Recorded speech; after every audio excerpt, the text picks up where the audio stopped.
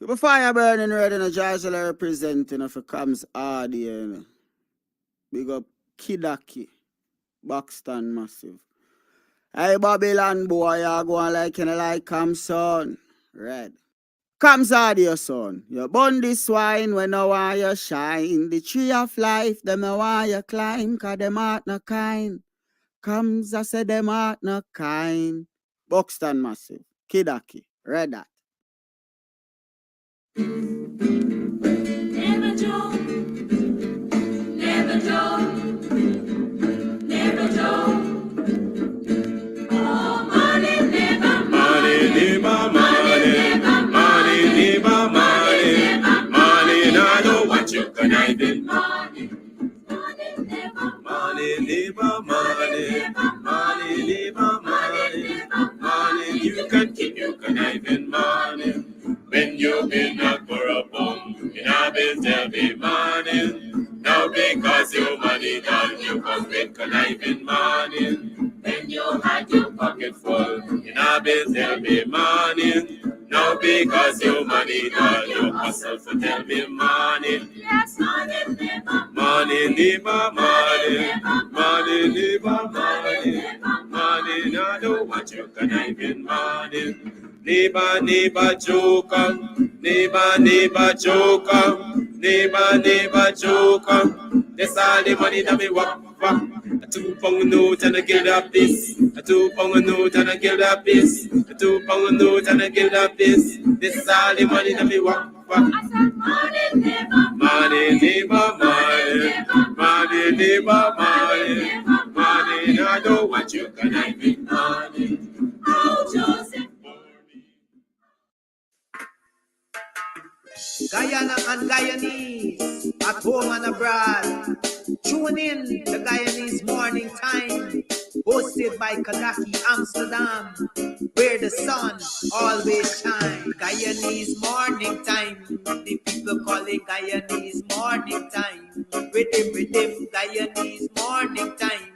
Intelligence and knowledge run the front line. We go again, Guyanese Morning Time. The people call it Guyanese Morning Time. Rhythm, Guyanese Morning Time.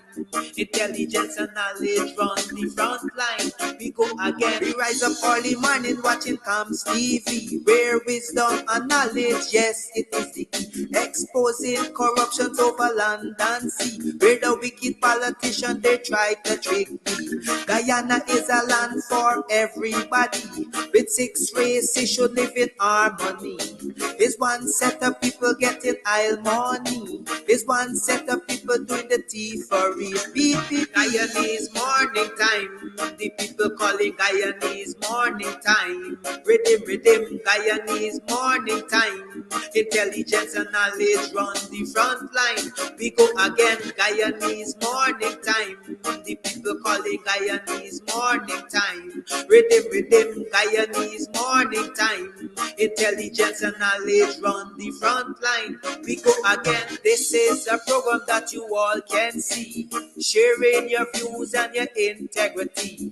Like it, comment and share it all around. Pass it to your neighbor, safe and sound.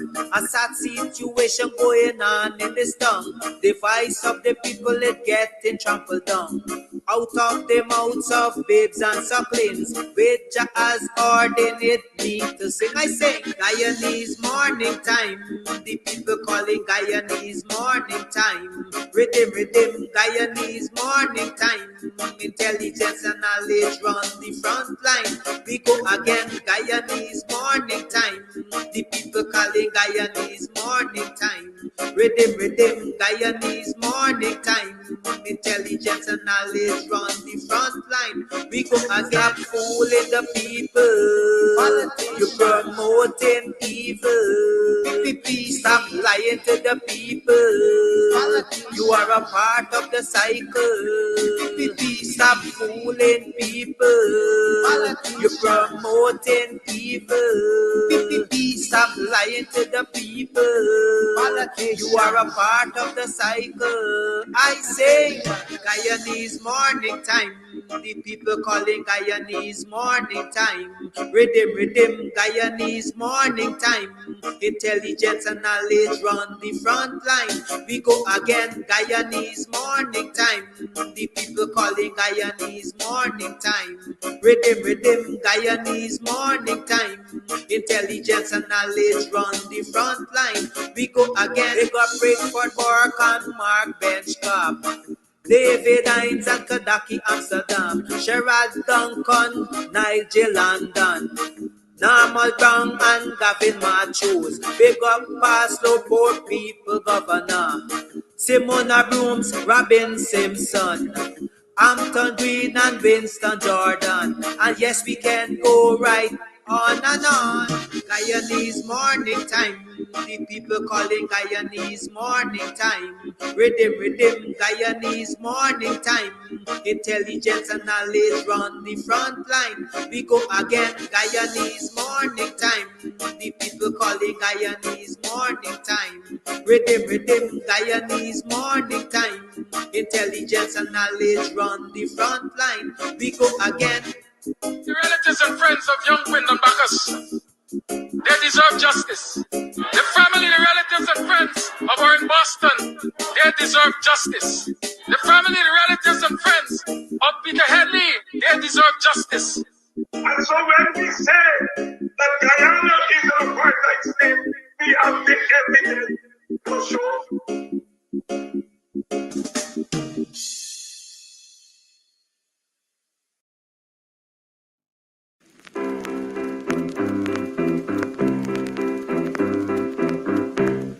Hey fans, it's karaoke and oldies night this and every Thursday at Clock Twilight Sideline Dam, Buxton. Dance to the magical songs of yesteryear by popular DJs and Camps Audio. Admission is free. Come out, let's make memories at Clock Twilight Sideline Dam, Buxton North.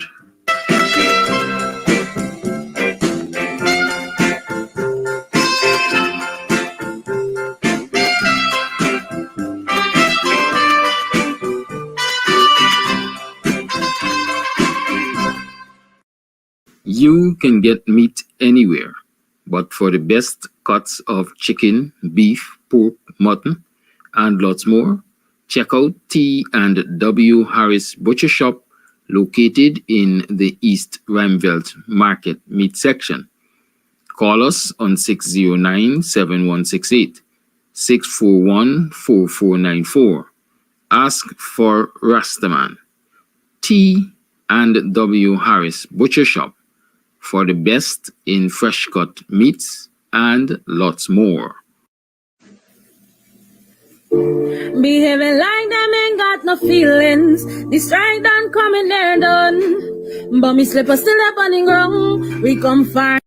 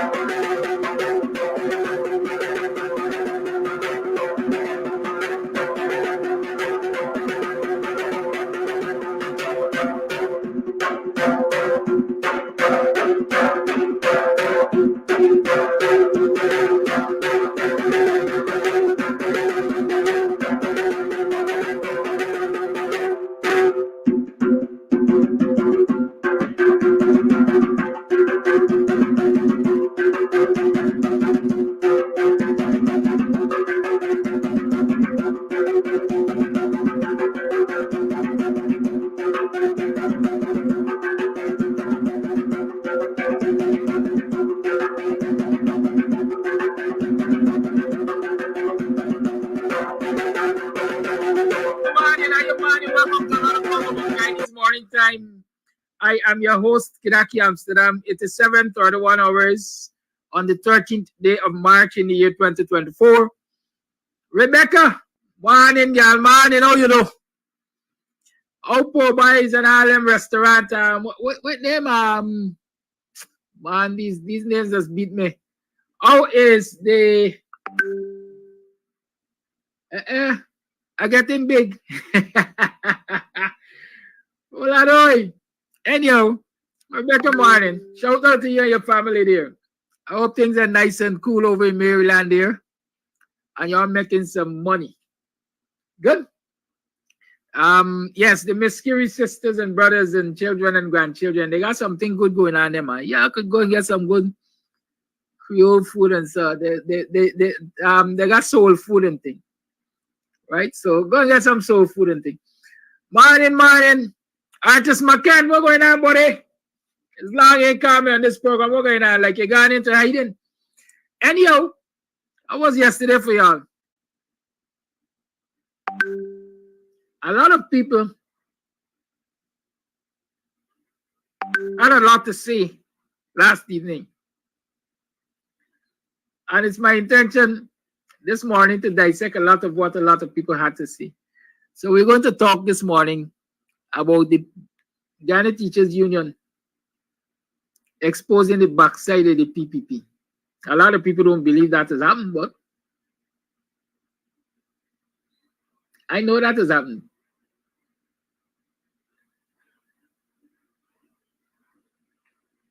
Antonio Sebastian, you got proof that Amanga yacht in Miami? That was PPP propaganda. I never saw the proof. You show me the proof, man. I know Jack Dio got a house bigger than his income could have afforded at Paranam. Right? Anyways, I saw somebody talking about leadership and wanting leader and so on. Sometimes y'all is y'all is really insult my intelligence, you know. I'm gonna remind y'all about the stork and the frogs. Y'all they're good, and y'all looking for trouble. Well, I know. What do I come here and do in the morning? Don't I offer leadership? I just want to know, y'all be honest with me this morning. Do I offer leadership when I come here in the mornings?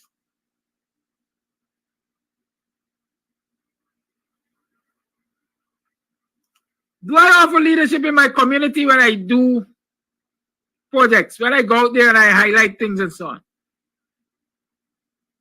Am I leading when people come to my gate all hours of the night and morning to knock me up and say, Mr. Amsterdam, this is wrong at this place and we want you to come and highlight it? Or is it that they see me as just a worker? You know, in the bee kingdom, they got different kinds of bees. Maybe I'm just a worker bee. And that is why I think I'm understanding the thing now. Akwesi, oh, you know. And that is why people are saying, we're looking for leader. We got to get a leader. And so on and so forth. Mr. Amsterdam, they don't consider you a leader. Yeah, Eureka, that's a Eureka moment. I know it. We're going to stop work. Any job that you're doing, you cannot be promoting in a reasonable time. Quit the damn job. Quit the job. Just recently, I was told that 4 years is the maximum at which anybody should work a particular job without being promoted. Right? 4 years is the maximum anybody should work a job without being promoted. And so if you're working at any job for 4 years and they're not promote you, left the work, man. Left the work. And guess what? I'm taking my own advice. I'm going to quit, you know. I'm going to leave this work. Y'all ain't being fair to me.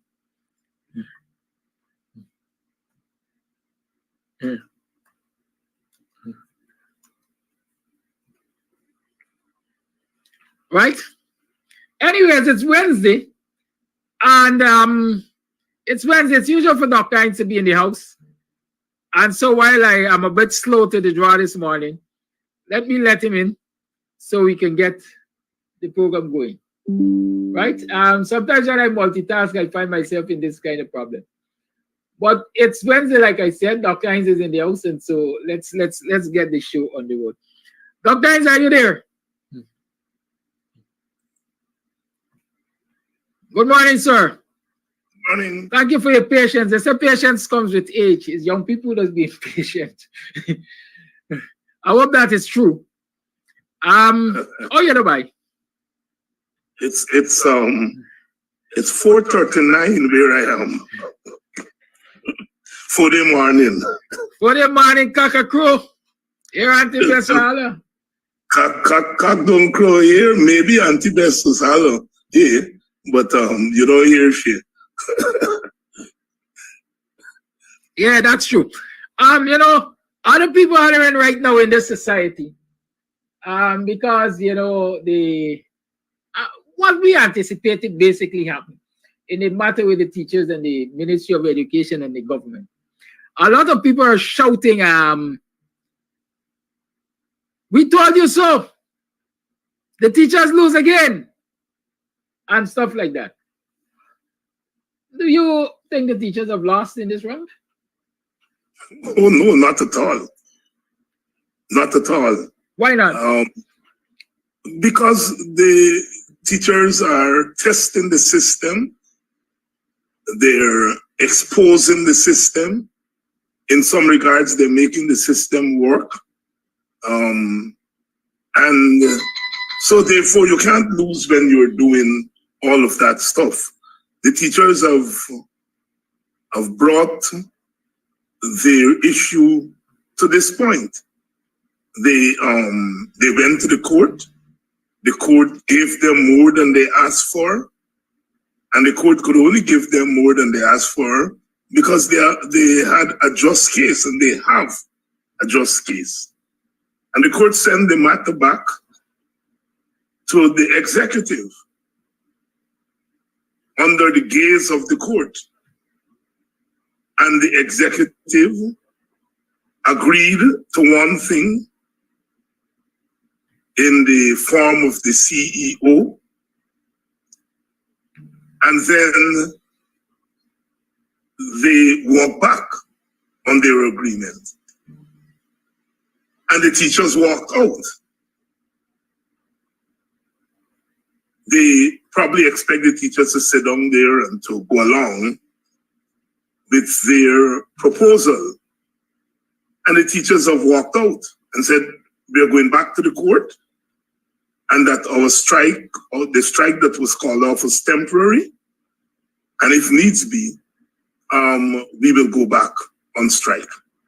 The teachers are constantly winning. As the headline for your program this morning, it says they've exposed the government. And look, we have to understand that while we would like the ideal situation for our country, no conflict, everything works well, the rule of law works, our government behaves itself, the leaders do the right thing, the opposition is consulted, there is a sharing of we would like that. In an ideal situation, that's what we're struggling for. But that's not what we have. And there are still people in Guyana and outside of Guyana who do not believe that the PPP is authoritarian. And the teachers, among other things, are exposing that authoritarianism. There's no way the government can hide now. The court has mediated. The teachers acted in good faith. They called the strike off temporarily to see where the government is going to go next. And predictably, the government has decided it's going to go rogue. And that's what we're seeing. It's not, you do not win political victories on the first day of struggle, on the second day of struggle, and the third week of struggle. I think some of our supporters of understandably, because I'm in sympathy with a lot of our supporters. It's not easy when you have to go through what our people go through at the hands of the PPP every day. People tend to believe the government is all powerful, and there's nothing that you can do to beat this government short of removing them from office. So that if you're not removing them from office, it means that you are losing. And I can understand our people being of that mindset. But it's not the correct mindset. It's not the correct mindset. You have to see when you are winning wars, you do not necessarily win the battle overnight, but you're winning wars going along the way. The teachers are winning this war. They're winning this war. And so I would say to our supporters, let not your heart be troubled. Let not your heart be troubled. I totally agree with you there, Dr. Hines. You know, when I looked at what transpired yesterday, I said, and I always share this, what I want to call it, maxim perhaps with my viewers. An elderly woman told me that she would walk with you to the finish line to watch you fail. And I'm reminded of that ever so often, especially in yesterday's incident here with the teachers and the government. I think the teachers have walked with the government to the finish line. I mean, we're not there yet, perhaps, to watch them fail, because they have basically done what they were expected to do according to industrial relations rules and norms and so on, go back to the table. But they knew very well that the government was going to drop the ball, and that is what the government did, right? What the teachers have been able to expose, from my point of view, is perhaps what a lot of us always say the government is guilty of, the government is capable of, but in many instances, perhaps we have not proven it the way it has been proven this time around. The minutes reflect that there's an agreement. I love the fact that those minutes were posted after this disagreement, this public disagreement. The minutes reflect that there was an agreement after the chief education officer, who claimed to be and represented himself as the chief negotiator on behalf of the ministry and the government, asked for time, 2 hours, 5 minutes, I understand, or something like that, to consult with his principals, and then went back to the meeting and say, okay, we will talk about this thing from 2019 onwards. And here it is now. When it, as we like to say, bust out in society, you're saying, no, we didn't agree to that. To the extent that the minutes had to be posted. And despite the minutes being posted, you come to this next meeting and say, well, we are not going to be talking from 2019 onward to 2023 or 2024 because there's no fiscal space. Right? There's no fiscal space. So a lot of people say that the teachers were wrong to get off of the road without knowing what they were being given. I'm not attempting to insult anybody, but I think a lot of people misunderstand the industrial relation and grievance procedure, because the fact is you had to get off. What the teachers have proven is that government, this particular government, is disingenuous, they're dishonest, they're disrespectful, and all of that. The teachers still only handle, I want to say that. Today, mock exams are supposed to start, or tomorrow. I am saying is the opportune time for teachers to withdraw these services again. Dr. Hines. Well, the teachers have that option on the table. We don't know. I think the first step is to go back to the court, because it's the court, they're here thing. So if you're dealing with procedure, the first step is to go back to the court and exhaust that. So let's see what the court is going to do. This is the court, baby. The court is taking this on. The court has said, we see trouble. We see the executive not dealing honorably with the teachers. And we are stepping in. And they did step in. And they said this to the trade. So the first thing the teachers union would have to do is go back to the court and said, look, the mediation that you think the government has flouted it a second time. Because remember, the first time is when the government put the hold, and then the CEO sent out that memo, and the court had to call him in and censure him. Some people felt he should have gone to jail. And a second time now, the government, this time the CEO said, I was used and abused, right? So it's not me, right? They're disobeying the court. They're disobeying the court. So the teachers have to go back to the court as the first step. And let's see what the court will do. Right? But let's see what the court will do, and then we take it from there. Remember, unions are not formed to strike. The objective of a union is not to strike. The objective of the union is to prevent strikes by negotiating with the employers. See, sometimes we get mixed up in the sense that we think that the strike is the objective of a union. No, the objective of a union is to bargain for wages, better wages and salaries, better conditions for workers. That is the objective of the union. The objective of the union is to put more money in your pocket. Is to put a living wage for workers. Failure to do that, then you use methods. You can use go slow, work the rule, strike. But those things are not the objective. Let me repeat that. People feel strike, strike, strike, strike. No, your objective is to win benefits for your members.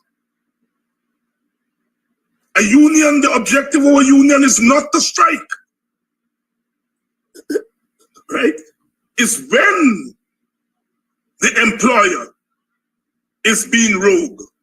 When the employer has shut the door on negotiations, that's when you move towards other methods of resistance. And like I said, it does not necessarily have to go all the way to a strike. It could be work the rule. So those who are saying strike, strike, strike, strike, remember the objective of a union is not to strike. If you strike, strike, strike, strike, and at the end of the day, you don't win anything for your workers, then the strike would have been in vain. So when you're striking, you don't want your strike to be in vain. And so far, the teachers' union went on strike, and they've won tremendous victories on the first round of strike. They've gotten the government to recognize collective bargaining and to sit down with them. That is a feat that no union has been able to do since 1999. It's almost 25 years. So the strike has borne dividends. The government is trying to find all kinds of ways not to move the process to the ultimate, which is to give the teachers a livable wage. And so the teachers will have to put back everything on the table, including going to the courts, including strike action. It's now, they have now everything now back on the table. While the teachers or the teachers' representatives have opted to or have been advised to go back to the court, what is the recommended action? What should be happening while going back to the court? Because a lot of these things, as I would say, must be dealt with simultaneously. Because hear me, we know the court procedure is a long one, usually is. while they're dealing with the courts, like I said, mock exams are due today, tomorrow.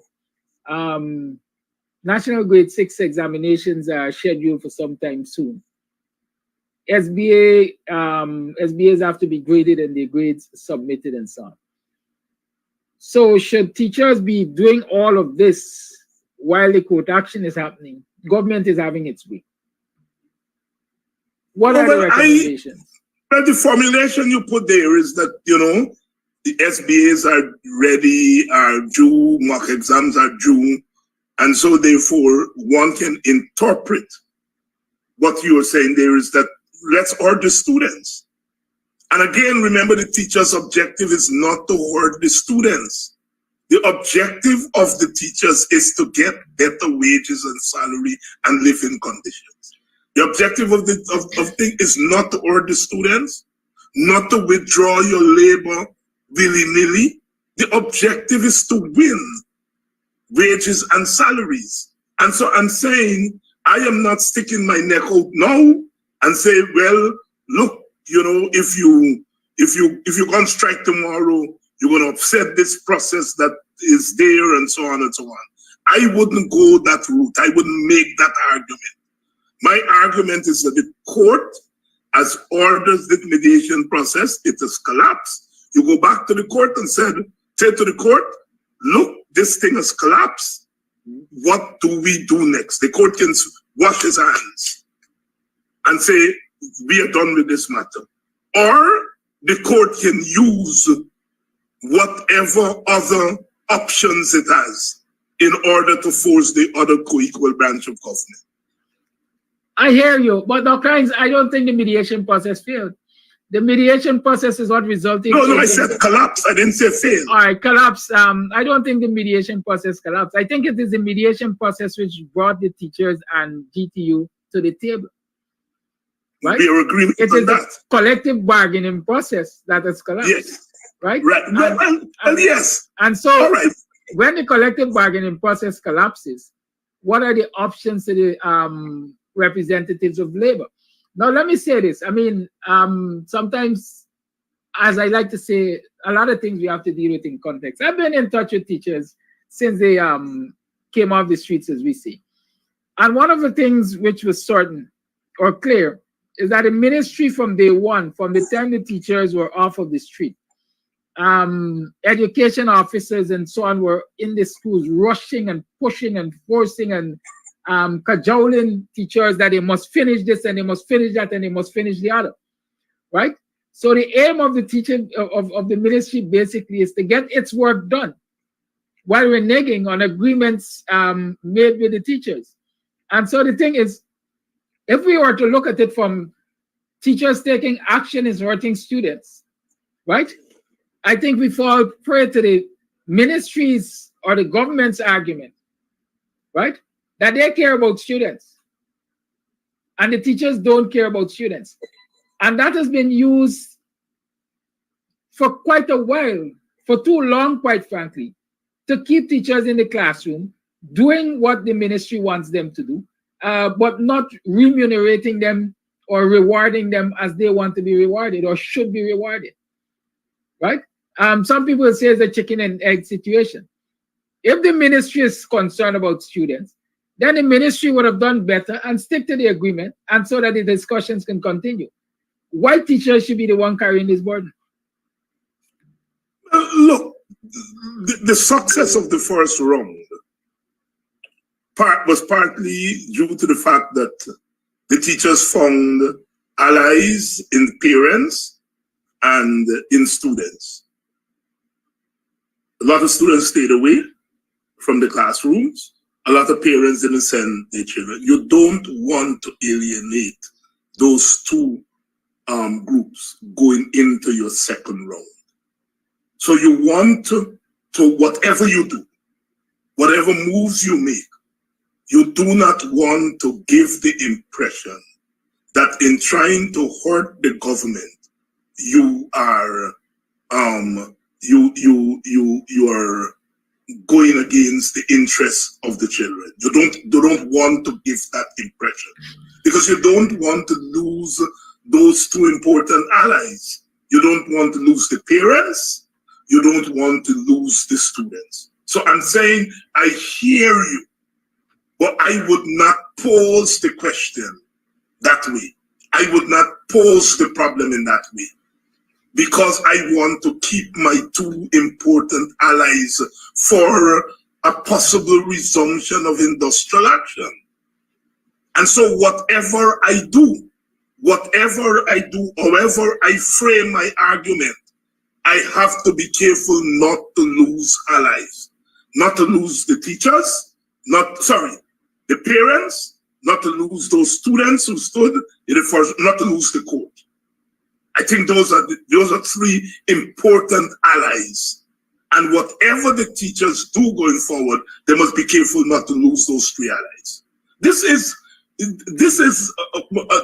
not sprint. This is long distance running. We have to understand.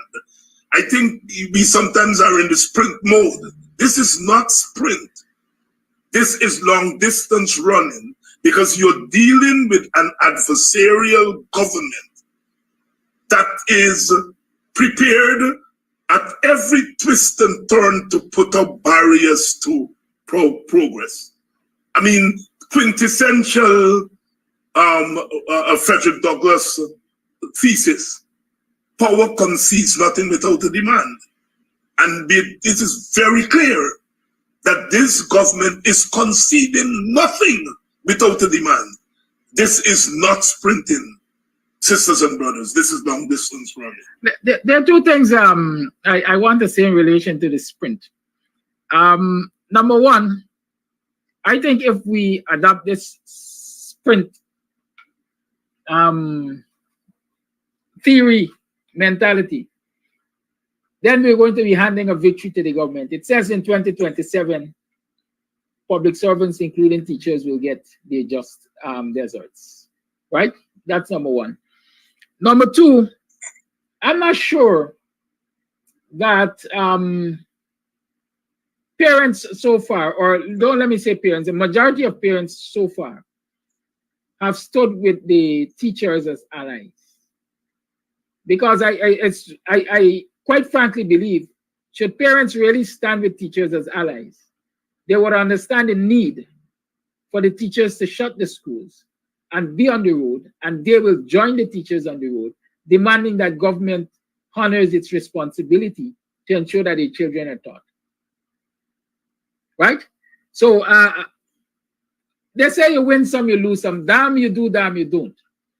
In this instance, I firmly believe that this is an opportune time for teachers to take some serious actions, or what I consider condign actions, to bring the government not back to the table, but to the point where they will be respectful to teachers, their demands, their commitments which they have made to teachers through their representatives, in this instance, the chief education officer. There's some recommendations. One of the arguments that the negotiating team on behalf of the government is making is that there is no fiscal space in the budgetary allocations to cater for 2019 to 2023. Let me remind you, and this is a good source, right? Let me remind you, viewers especially, that in 1999, when the Armstrong arbitration awarded salary increases, the government argued that there was no fiscal space.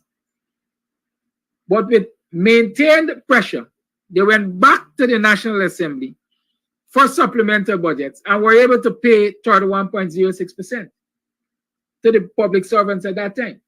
We know that the PPP consistently, if you look at the last 3 years in government, the PPP consistently returns to the National Assembly for supplemental budgets.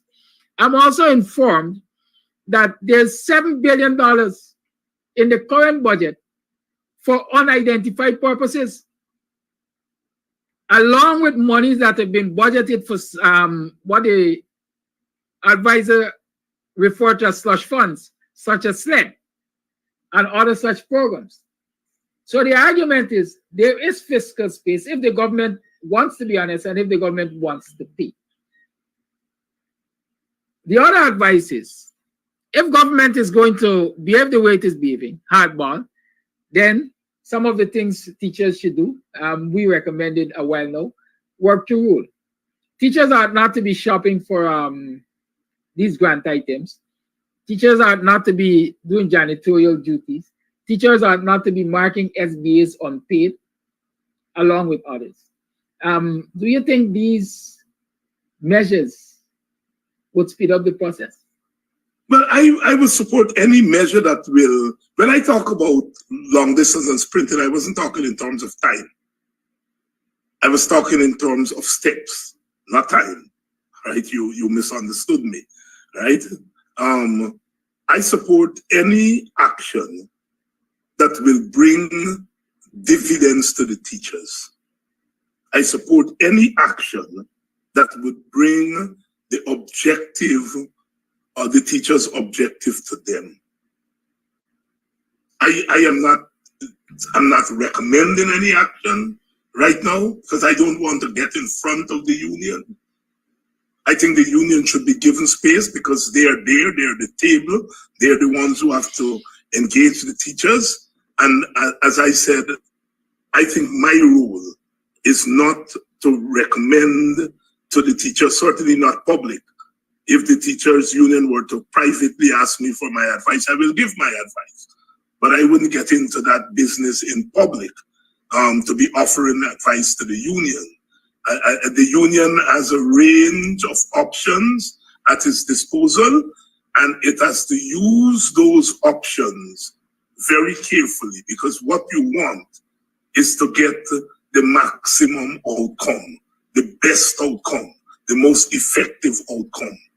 It is not because you have the options, you have 10 options at your disposal, you use all 10, all right? You have to be very careful, know when to use them, know what combination to use, etc., etc., etc. I leave that to the union. I'm not into the business of recommendation. I completely agree with your explanation just now as to where I never took seriously the government explanation that it doesn't have fiscal space. It's total nonsense. And in any case, once the government said it doesn't have fiscal space, even if you're not an economist, you will be in good company. If you say the government said they don't have fiscal space, then I believe there is fiscal space. And there's always fiscal space in a budget. We have the option of the supplementary, as your advisor pointed out. Government can always go and get more money. You have the natural resource fund money that they can now easily dip in. There are all many ways of finding money to pay the teachers. I wouldn't even dignify that nonsense the government is saying that it's not fiscal space. All right, let's hope. I would want to hope that we see a quick conclusion, especially from the part of the courts. I don't know what the role of the court is right now. I am not sure what the teachers union is returning to the court for. I don't know if you have any idea of what they return. No, but the court is the one who set this thing in train. And if there is a snag or collapse, is the word that they're using, you go back to the court. Remember what the court has put in place. It should have been put in place by the Ministry of Labor. And what the judicial branch has done is that it has seen a clear and present danger, and it has stepped in. It's a very significant action. I don't think, and I understand, because we're not a systems country. We're not a country that has confidence in our institutions to work. What the court has done here is astronomical. Astronomical. Is it? And so in going back to the court, you're going back to a co-equal branch of government that has the power of oversight and judicial review. It is the court that has set this in train. Always remember that. What I am trying to understand, and bear with me. Get some patience. Sometimes I must be a little slow, but I am No, really trying to understand. you're not slow. As I said, it's not about slow. I think we live in a country in which we have not seen the political system and the political institutions mature and do what they do. So I am in complete sympathy in us not really grasping what the court has done. In a sense, it's what you call judicial activism on the part of the court. Some will argue that the court took a political action. It's really big. It's really big what the court has done. It has never done it in that way before. Noted and agreed. I'm of the opinion. I'm of the opinion that the role of the court came to an end when the arbitration process, the mediation process, concluded with the teachers' representative and the ministry or the government's representative going to the table. So the question, the clarity I'm let me finish. The clarity I'm trying to get is it a new approach that has to be made to the court for another look at this situation? Or the court still is involved in this process despite the fact mediation ended? Mediation ended as far as I'm concerned. Mediation ended. And these two parties are back to the table. A new dispute, if I can call it that, has arisen. No, I think I think your assumptions are wrong. Your explanations. Your assumptions are wrong. No, the matter is live. The status quo remains. The court has not washed its hands. It can't. It has set this mediation process in place. It owns it. But I'm saying the mediation process is completed. No, it's not completed, brother. It's not completed. It's not completed. The mediation process is not completed. The mediation process is live. Some may say there's a snag. Some may say there's a collapse. This is the court's baby. Like I said, when they go back to the court can say, I wash my hands. And I ain't going down that road anymore. Or the court can escalate what it has done. What are some possible actions the court can now take? I do not know, my brother. You keep pushing. Sometimes I know I look, this is not sprinting. This is long distance running. This is about the institutions on trial. It is the relationship, the separation of powers and checks and balances that are on trial. In a sense, what the teachers have pushed us here is a trial of our institutions, our branches of government. Unfortunately or fortunately, that's what this is all about. I have to wait to see what the approach to the court is going to see. That is what I'm saying. That's what I'm saying. They're not approaching the court. They are going back to the court and say, this thing that you've set in process as collapse, or there's a snag, there is a itch, whatever term they use, but they're going back to the court and say, this baby, your baby is not being given the kind of nutriments that you expect it to be given. How do we move forward? The court will decide what it will do. Like I said, the court can we're not going to encroach on the territory of the executive branch, or the court can say, we are going to escalate our review. We're going to escalate our oversight. we're going to escalate the principle of checks and balances.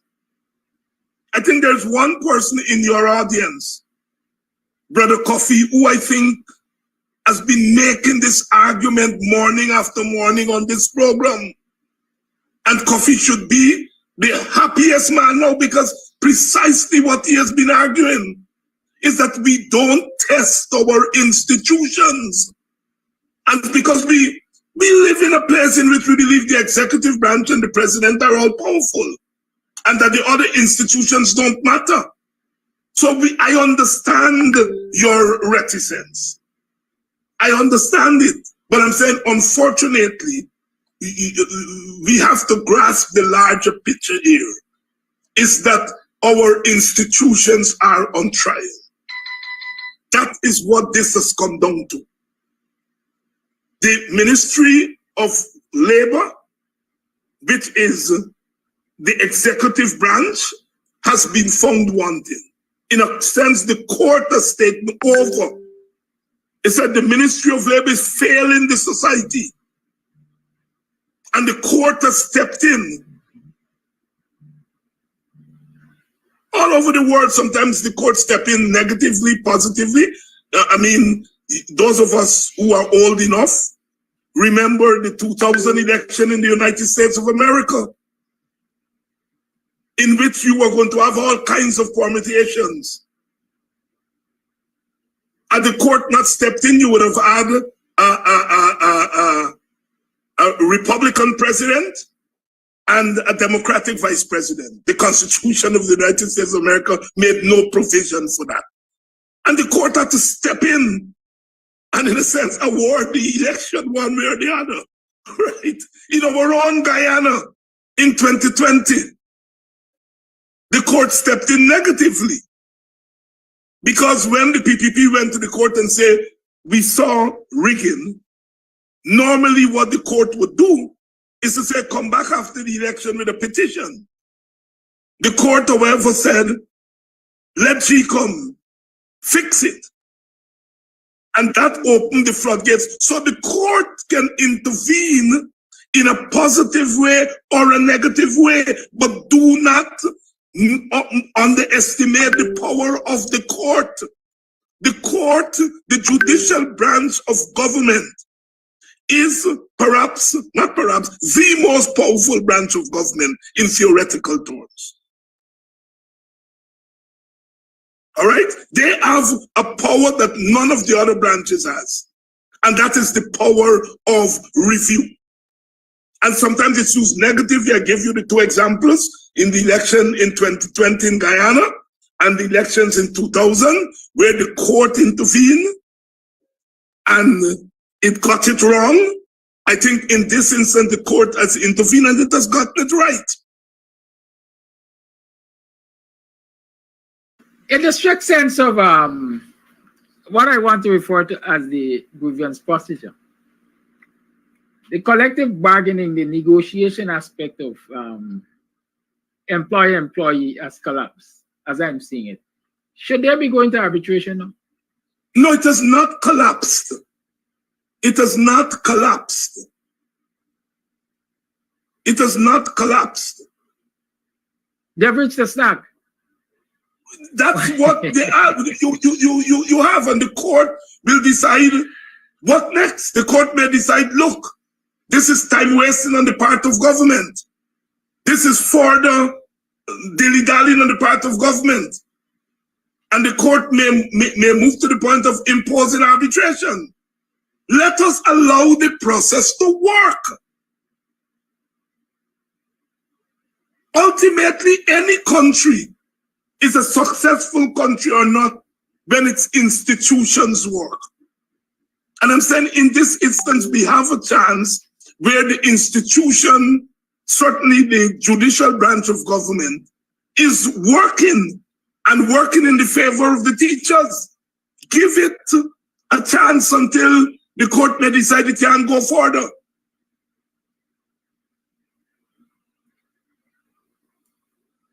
Thank you. Someone is asking the question, if the court-ordered arbitration process is still alive, why the not arbitration, mediation process, why the mediators were absent from these meetings? Because there's something called separation of powers. The court has done its job of oversight. It doesn't want to encroach by planting itself in the process of mediation. That is not the court business. So the court is respecting separation of powers by not encroaching itself directly in the process of collective bargaining. So the court could not send its mediators there. That would have been encroaching and violating separation of powers. But what the court has in its hands is checks and balances, oversight. That is, that when the executive is wrong, as it is here, in deliberately undermining the mediation process, the court can exercise, and I am confident that the court is going to again exercise its oversight powers. Oversight. Thank you. I haven't followed the news for this morning. I don't know. Is there a timeline by which the union is approaching the court? Any idea? By today, by tomorrow? Do you know? No, I don't know. I don't know. I imagine as the earliest opportunity, the judge, the lawyers will have to approach the judge. I don't know whether that's going to be done today or tomorrow, whenever. All right, thank you. I think I've exhausted the teachers' business for this morning. Another important thing on the news circuit, let me call it that, is Babu Jan last weekend. The PPP hosted the usual Chedi Jagan memorial event, and a lot was said by especially the so-called Vice President Jack Dio, to the extent that threats have been issued. Have you followed that? Yes, I listened to both. And I listened to both Jack Dio's speech and Irfan Ali's speech. What are your immediate reactions? It took a little bit of doing to listen to Irfan Ali. So clearly somebody wrote the speech, and the speechwriter is either foolish, or the speechwriter did a good speech and Ali messed the speech up. Because Irfan Ali said that Dr. Jagan crafted the soul of the nation. Dr. Jagan crafted the soul of the nation. And it really took some intellectual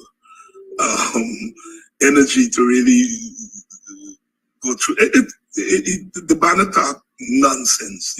You see, when, and I hated some too, because, you know, I'm sure I will come over snobbish, you know. But clearly somebody wrote something, and I rather suspect they wanted to talk about the soul of the nation, which is thing. But he made the thing that Jagan created the soul of the nation, and the PPP create the soul of the nation, and really nonsensical. I mean, you know, that fellow teachers would be so embarrassed when you, and he said it. He said we may not speak English the same way, we may not think. So he's really patently aware of its inadequacies. And I'm saying, look, if you're running a government, it is expected that you have to have some kind of intellectual awareness, or else don't take the job. You know, these chaps, you know. So that was Irfan Ali. Jack Dio, of course, was Jack Dio. And he did the pit bull thing. He was the main speaker. He spoke after Irfan Ali. Look, Babajan is never about Jagan. Babajan is about the present PPP regime. And 99% of what they said was about what they're doing now and what they are not doing and what they are going to do, and very little about Jagan. They did not even try to link Jagan to what they're doing, because they couldn't link Jagan to what they are doing. And so it was another political rally by the PPP. That political rally there and some of the utterances, is there any hint at the timeline for elections? No, and I wouldn't bog myself down with that. Should the opposition be giddy or what should I say? More business-like in preparation for an upcoming elections? Any opposition must always, from day one, be in readiness for election, because legally the government can call elections 2 days after they come into power. So any opposition must always be ready for elections. The problem we have in Guyana is that the opposition has to walk on at least 2 legs, maybe more than 2 legs. Because the electoral machinery is porous, and it is not a fair and just machinery. So the opposition has to continue to fight to liberate the electoral machinery from the clutches of the PPP rigging machinery. But it has to deal with the practical question that if it does not get all of what it is demanding in relation to the electoral machinery, or if it doesn't get anything, does it participate in the election? So there are, like I said, at least 2 questions, 2 simultaneous questions, maybe more, that the opposition has to deal with, you know, as it gets ready for election, because it is fighting for a just electoral machinery, but it also has to make a decision whether it's going to contest an election where the machinery is not fair and just. That was the dilemma that the opposition found itself in at the local government election, and it waited until almost the 11th hour to make a definitive decision as to how it's going to roll. But that is the dilemma that the opposition find itself in. You are only going to clean up the electoral machinery by a massive campaign in that regard. A massive campaign. Maybe a campaign similar to what the teachers are doing. That is, people on the road every day. That could push the government to come to the table and to discuss changes in the electoral machinery.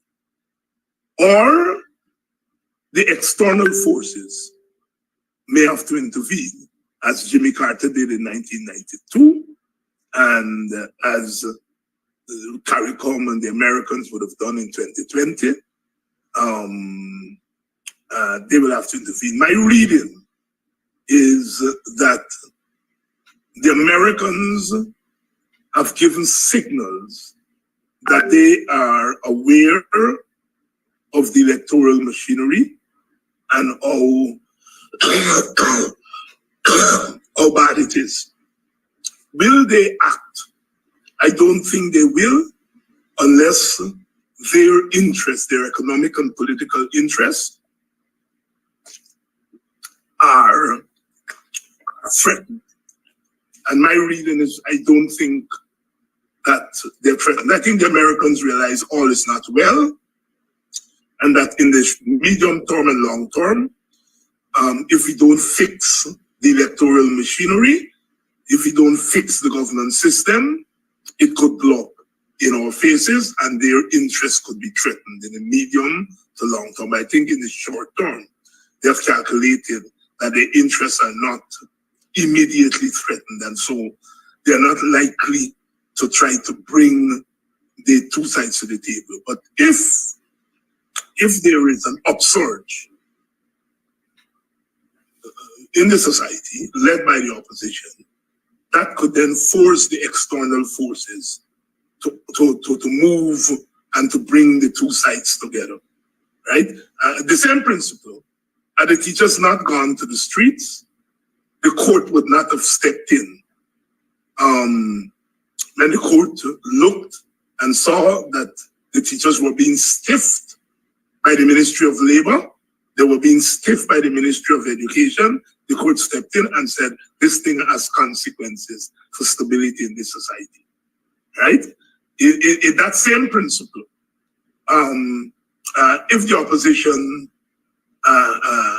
decide that they're going to mount a campaign, and they could get a vigorous campaign, that could well bring the external players into play, and they could then mediate that term again, mediate the process. But we are not going to get things like biometrics and a clean voters list. We are not going to get those things by making appeals to the PPP.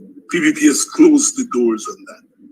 We're not going to get a GCOM apparatus that is fair and open by pleading to the PPP. They've closed the doors on that.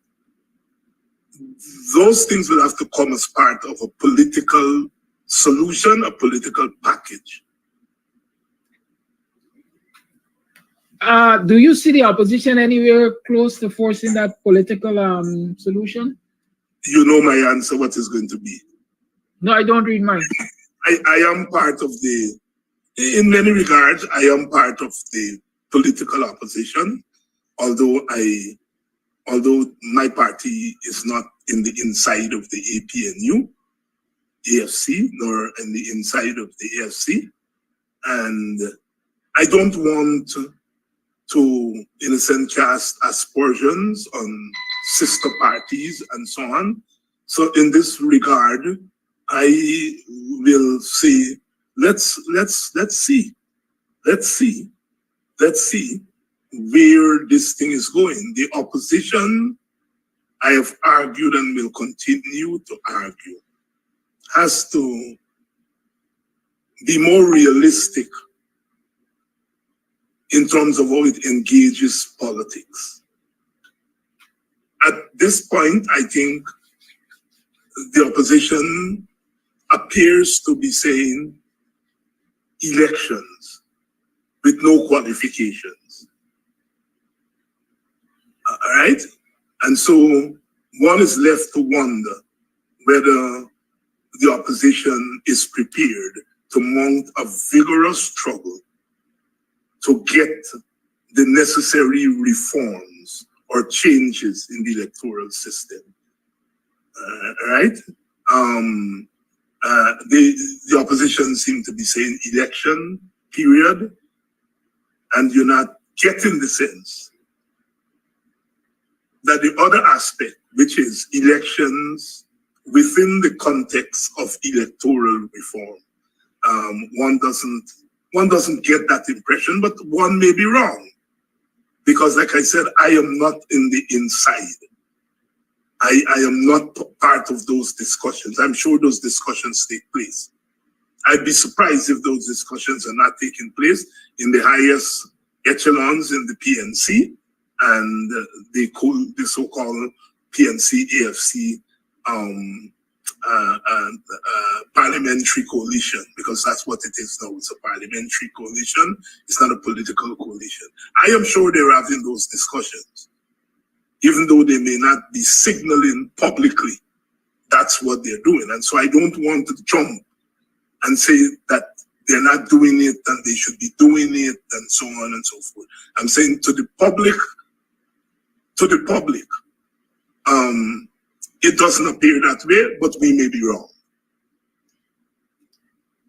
Important point. Parliamentary coalition versus political coalition. And previously, let me go immediately to 2015. The argument was then, and perhaps still holds, that if you really want to unseat the PPP, there is need for Big Benab kind of politics, I think it was described as. Is the opposition at that point of establishing the Big Benab? Have you seen any moves in that area? Well, we'll have to ask Mr. Norton that. I have expressed my unhappiness of the absence of an all-party front. I don't use the word front. Front is a communist thing. You know, the communists always talk about a front, you know, the National Patriotic Front, and they always have a front, you know. So I don't want to use that term. But I am unhappy that there is not an opposition collective, an all-opposition group of the active opposition parties. And I'm talking here about AFC, PNC, WP. I don't know, you know, about some of the other parties in APNU. I don't know, you know, whether they're still functioning or not. But certainly at a minimum, the PNC, AFC, and WPA should have some kind of political engagement in a structured way, and we don't have that. We don't have that, and I think that's a negative as far as the overall struggle is concerned. Because if you go back to the formation of the APNU came out of what's something called JOP, the Joint Opposition Parties. And the APNU evolved out of that. At the point of the APNU, the AFC didn't come along in the APNU, but they were part of the Joint Opposition Party, right? We had things like the PMJ, you know, the People's Movement for Justice. So in recent times, we've had those opposition collectives, and I hope it's a minor mistake that we don't have one now. But like I said, the ball is in Mr. Norton's court. You know, he as leader of the largest party in the opposition, the initiative usually come from that direction. It's what I consider the 11th hour. And if in the 11th hour there is an absence of that joint opposition, as in the PNC, AFC, WPA, the WPA basically is out of that quote-unquote coalition, because you have a parliamentary coalition, but you don't have a political coalition in that. The WPA is not as one of the active political parties doing a lot of heavy lifting in my mind. Could that be a hint that the WPA might have to go it alone? No, I don't want to get into those kinds of questions. You know, my political mind doesn't work like that. You know that. It's 25 minutes today, 9 o'clock hour. The lines are opened. We're talking with Dr. Hines. We have spoken about the teachers' situation, the government situation, and definitely we've addressed a little bit of what went on at Babu Jan and what are the prospects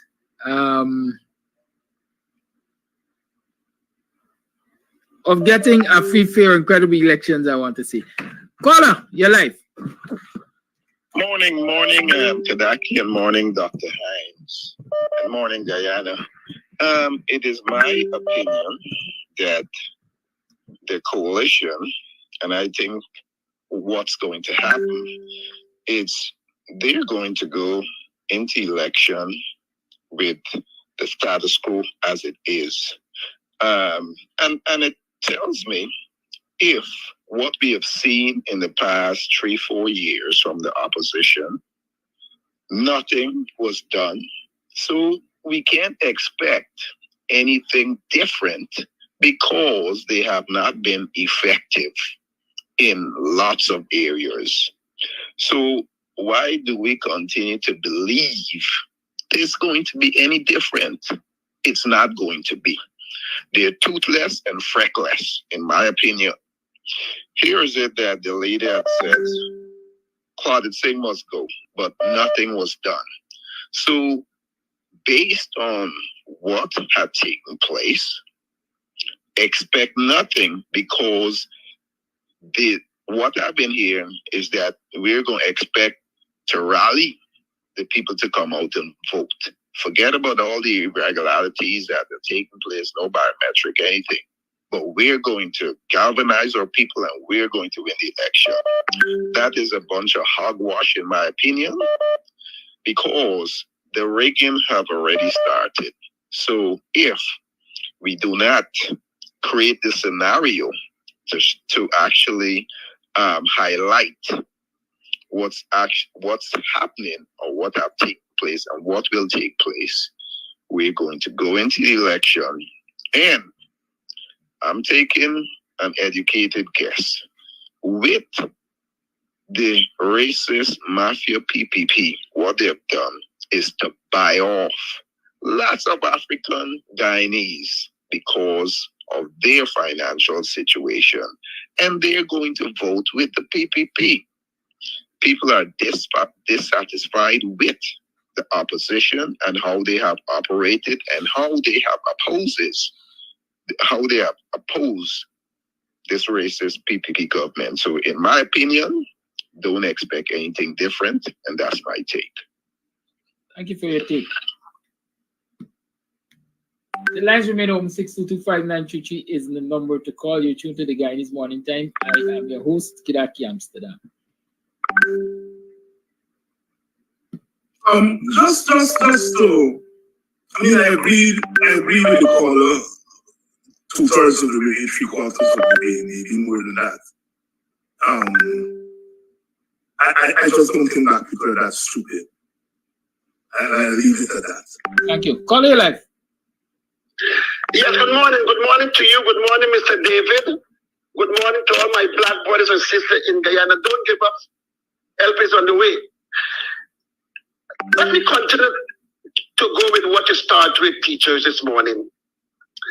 And Mr. David, I'm coming direct to you this morning as usual, because I admire you in the 70s. You was one of the names, was tough and strong. You are the Northern Carbon and Amazon Green. I grew up under your teaching. And you the one told me one morning, Mr. Flat Garden, you said all.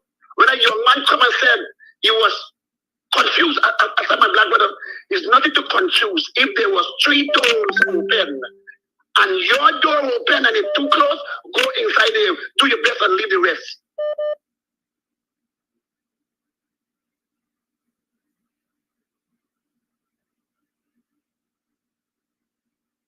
Flash has connectivity problems. Call your life. Lost that one too.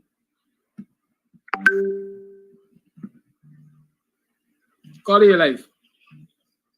Morning, Dr. Morning to that. Dr. Hank, said something that, I don't agree with.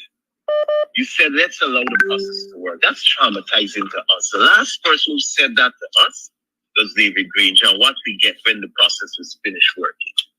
That's one. Number 2, you're in a battlefield. Rules of engagement when you're in war, do not shoot at hospitals. But when you get bullets coming to you from a hospital, what you have to do is shoot at that hospital. Collateral damage is going to be the patients inside that hospital. We sometimes like to engage process and processes, forgetting the battleground that we are on. We forget that we are in a battlefield and we have to use what is at our hands.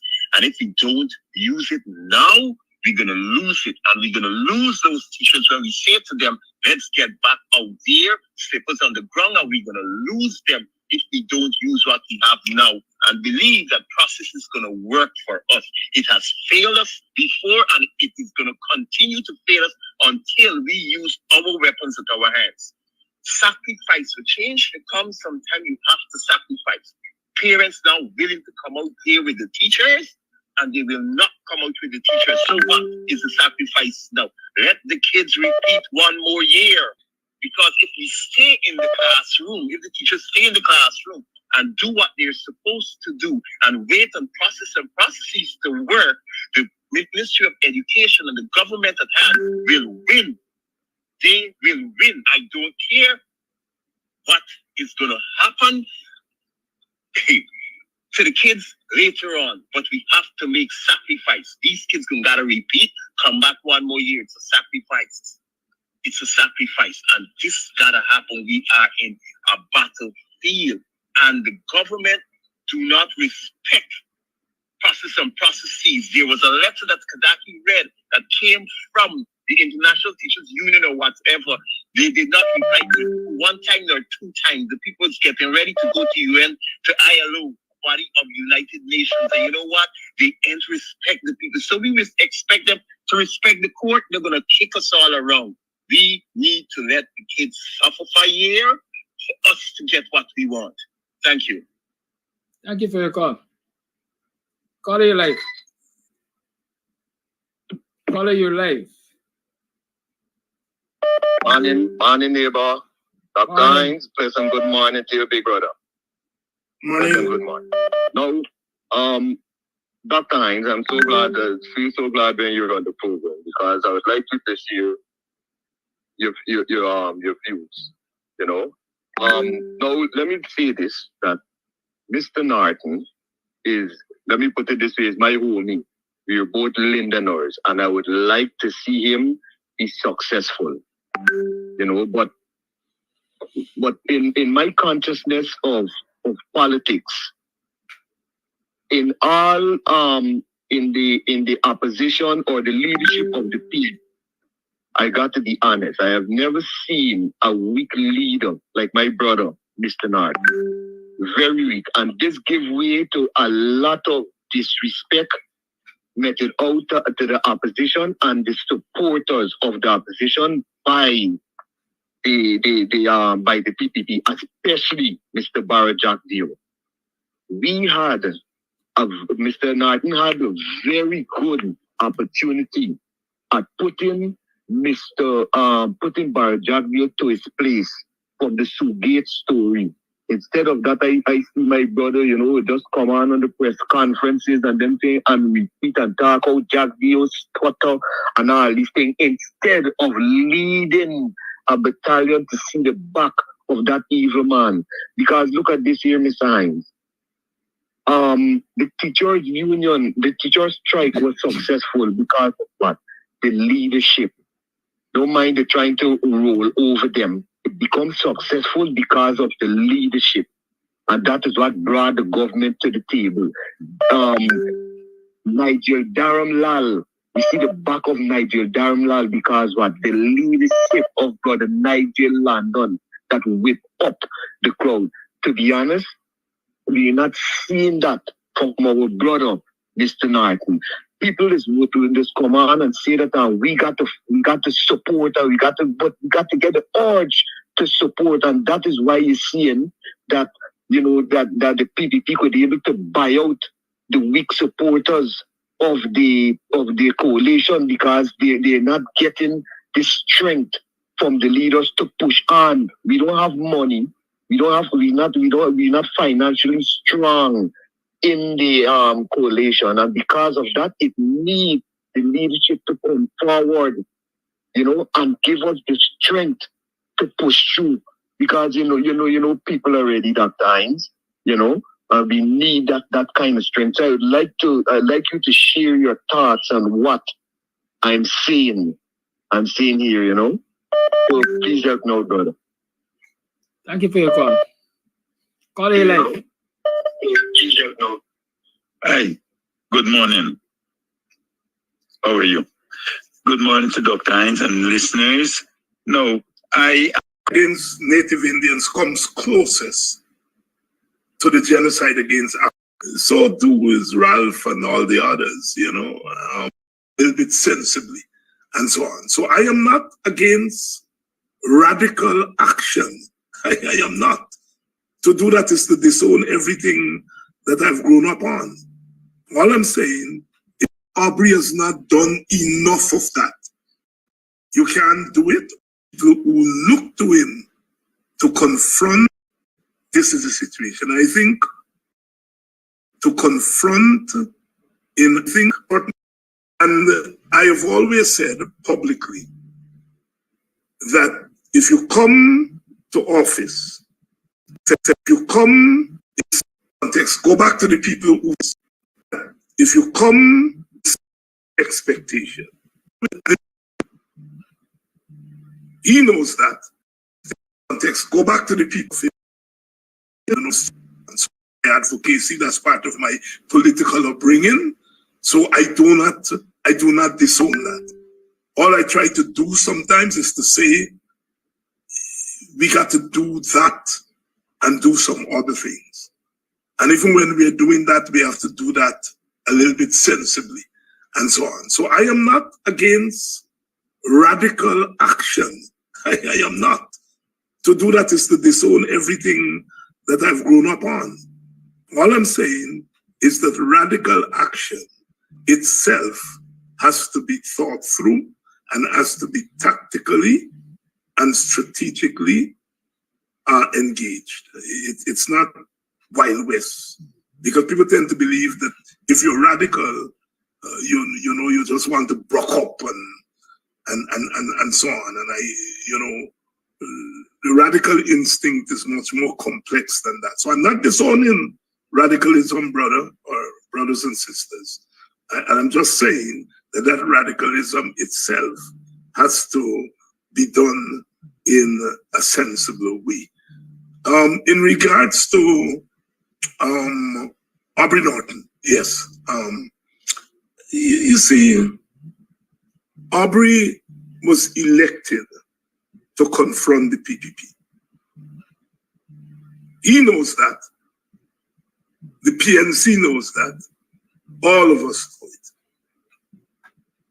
And the jury, as the call is saying, is still out on his success in doing that. And I have always said publicly that if you come to office with a certain expectation and you get into office and you find that that expectation is unrealistic, in the context, go back to the people who send you to and tell them, here, I misunderstood the thing. This is the situation. I think I am not convinced that Aubrey has made that case to the people who look to him to confront in a real frontal way the PPP. And that he would tell you, and he should be able to say, I have not done that. And my thing is that, yes, you can be elected, you can promise this is what I'm going to do, and when you get in the seat, you find that you can't do it, or you can't do it that way. You have a right to go back to the people who have expectations of you and to be honest with them. And I think Aubrey has not done enough of that. And so therefore there are doubts about his tenure. I don't think it's too late for him to do that. I don't think it's late for him to do that. I hope I'm setting an example. I don't agree with all of the callers here who, and sometimes with you, Kidaki, who I consider to be, one of my political students in terms of age. I don't always agree with some of the radical propositions, but I don't disown it because I have helped to nurture that radicalism. And I have to own it. I have to own it because I don't think anybody who has followed my career looks to me for conservative, moderate positions. No. And so when I appear to be moderate, I understand that people, as Flash Gordon would say, you're getting soft, Dr. Hines. And I understand that, and that's why I'm saying it this morning. I am not disowning my radicalism, and I'm not disowning the radical propositions that are being proposed here and other places. All I'm saying is that as radicals, let's not be totally reckless, or not be reckless at all. That's what. Morning, never morning. Are you morning? Welcome to another program of Guyanese Morning Time. I am your host, Kidaki Amsterdam. It is 7 hours 42. That is 18 minutes to the 8 o'clock hour.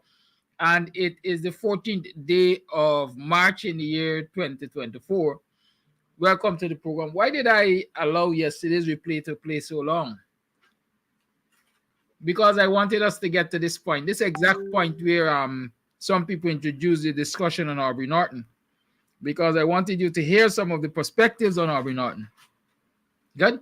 And so now that you've heard callers comment on Aubrey Norton, and you've heard Dr. Hines respond in part, because I don't think I played his entire response on the points made about Aubrey Norton, we are ready for this morning program. Are you ready to rumble? How was your yesterday? How was your last night? How are you doing today? What are you looking forward to today? What are some of your expectations? Where do you stand on the teachers in the classroom today? Where do you stand on GTU? Going back to the courts, what do you expect to come out of that process? What should teachers be doing right now? What's the role of parents in this entire fiasco? That's what I want to call it. What's the role of parents? What should parents be doing? Should parents be supporting the teachers' cause? Or should parents be more concerned about the well-being of their children? Is there an interconnection or interrelation between the parents, the teachers, and the students? Especially, is there an interrelation between the satisfaction of the teachers and the quality of service that is delivered to the students? I want you to consider all of those things as we talk this morning, right? But I would dare say that the main point of discourse this morning has to be Aubrey Norton and the upcoming elections. Right? We're going to spend a lot of time talking about that this morning because it was introduced yesterday. It's a long time since we last spoke about Aubrey Norton. I'll tell you that for a fact. Right? I've been receiving comments via voice notes and messages and so on. Yesterday morning, we played one from a regular viewer who said, why y'all are Norton? Norton is not the only person in the party. But Norton is the lead, is he? Norton alone can't do it with the others. I agree that the opposition is made up of not only the PNC and AFC, but WPA is part of the opposition, and a lot of other small parties make up part of the opposition, including Dr. Asha, whatever her name is, the woman that is squatting in Parliament on the seat of the Deputy Speaker. Right, that's another story we never really delve into deeply, and I really have no interest in delving into that story too deeply. But people will look and judge for themselves. So I've received a lot of comments, but the comment which has stuck with me to a large extent is that which said that, leading up to the local government elections, a lot of people were saying we should not go to local government elections without a clean voters list, and Aubrey Norton defied that advice, I would say, and he went to the local government elections without a clean voters list and he won. Right? Good. We have to acknowledge small victories. I want to say that up front. We have to acknowledge small victories. But I want to say local government elections are not general and regional elections. So we're talking two different standards here. Two different standards we're talking. Local government elections, you can win constituencies in local government election because of who the candidate or candidates are. I'll tell you that straight up. For example, a place like Buxton Falls, Buxtonians will vote resoundingly for whoever the candidates are for Buxton Friendship. Definitely for Buxton Friendship. Melanie, you're likely to get that kind of reaction also. Good. So dependent on the candidates that are proposed in local government elections, you can win a constituency.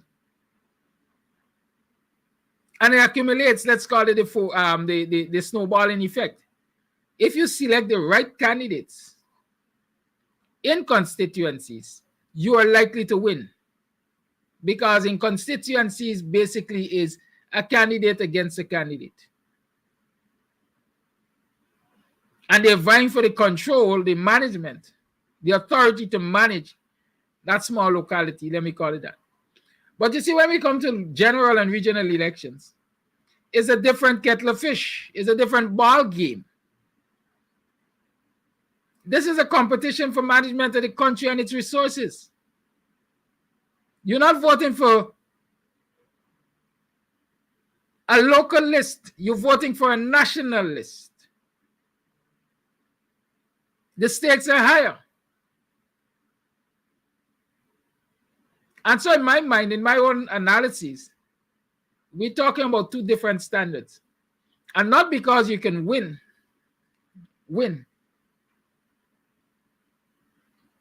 Small victories, I want to call them small victories. In local government elections with a bloated list, it will translate to you winning general and regional elections with a bloated list. Because the fact is, the variables are different.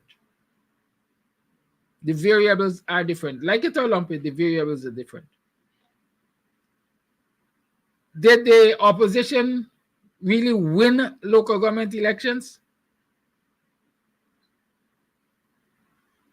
Social scientists will tell you that you have to have a large enough sample to determine whether your hypotheses have been proven. If your samples are not large enough, if you don't have a representative sample, then your conclusions might very well be faulty. The question I want to ask this morning is, was there a representative sample in terms of the constituencies that were contested in the local government elections? Mainly the municipalities, I think, is what Aubrey Norton / the coalition / PNC contested in local government elections. Is that a representative enough sample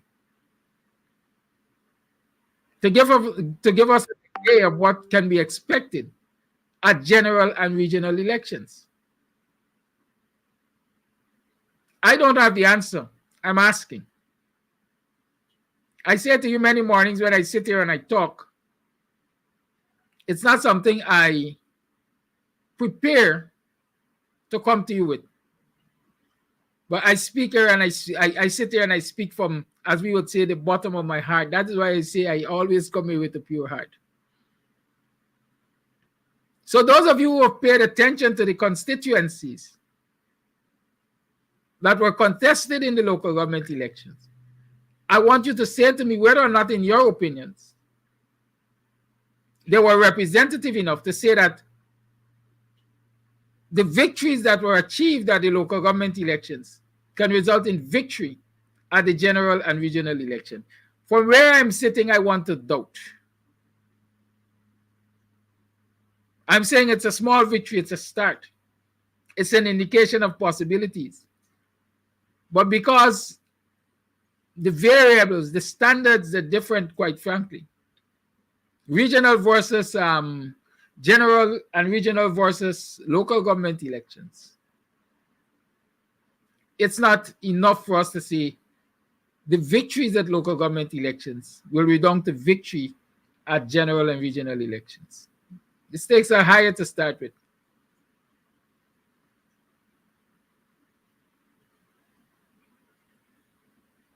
I play a voice note for you, or two, because I think I want to play at least two of them.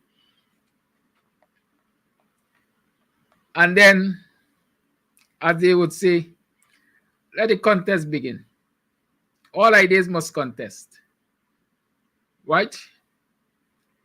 All ideas must contest. Let me remind you that it's Thursday, and there is Oldies at Club Twilight tonight.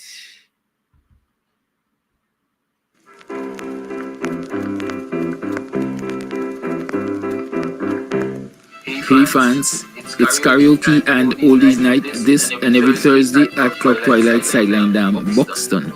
Dance to the magical songs of yesteryear by popular DJs and Camps Audio. Admission is free. Come out, let's make memories at Club Twilight Sideline Dam, Buxton North.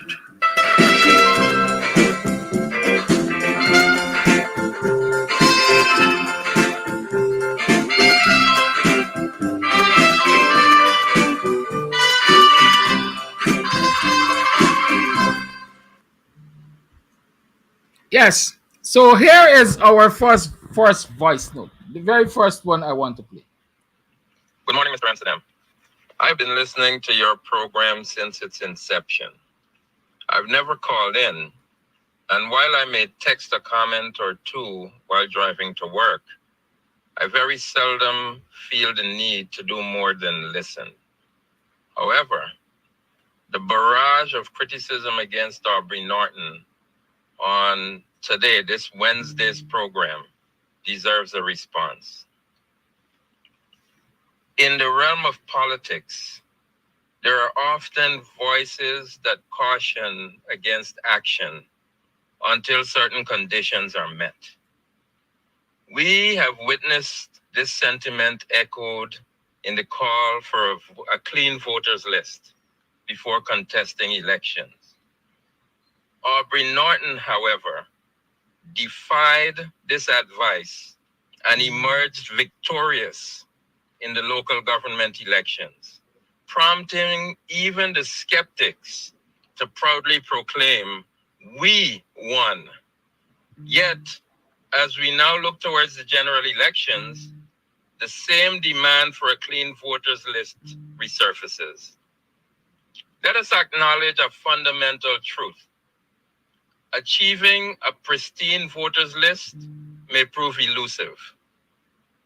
One contributing factor to this challenge lies in the lack of active participation from certain quarters of society. Us, the absence of support through protests, donations, letters, and fundraising efforts, particularly from some Guyanese morning time preachers, hampers our collective progress. Personal experience underscores this reality. Last year, I visited Guyana for 1 week.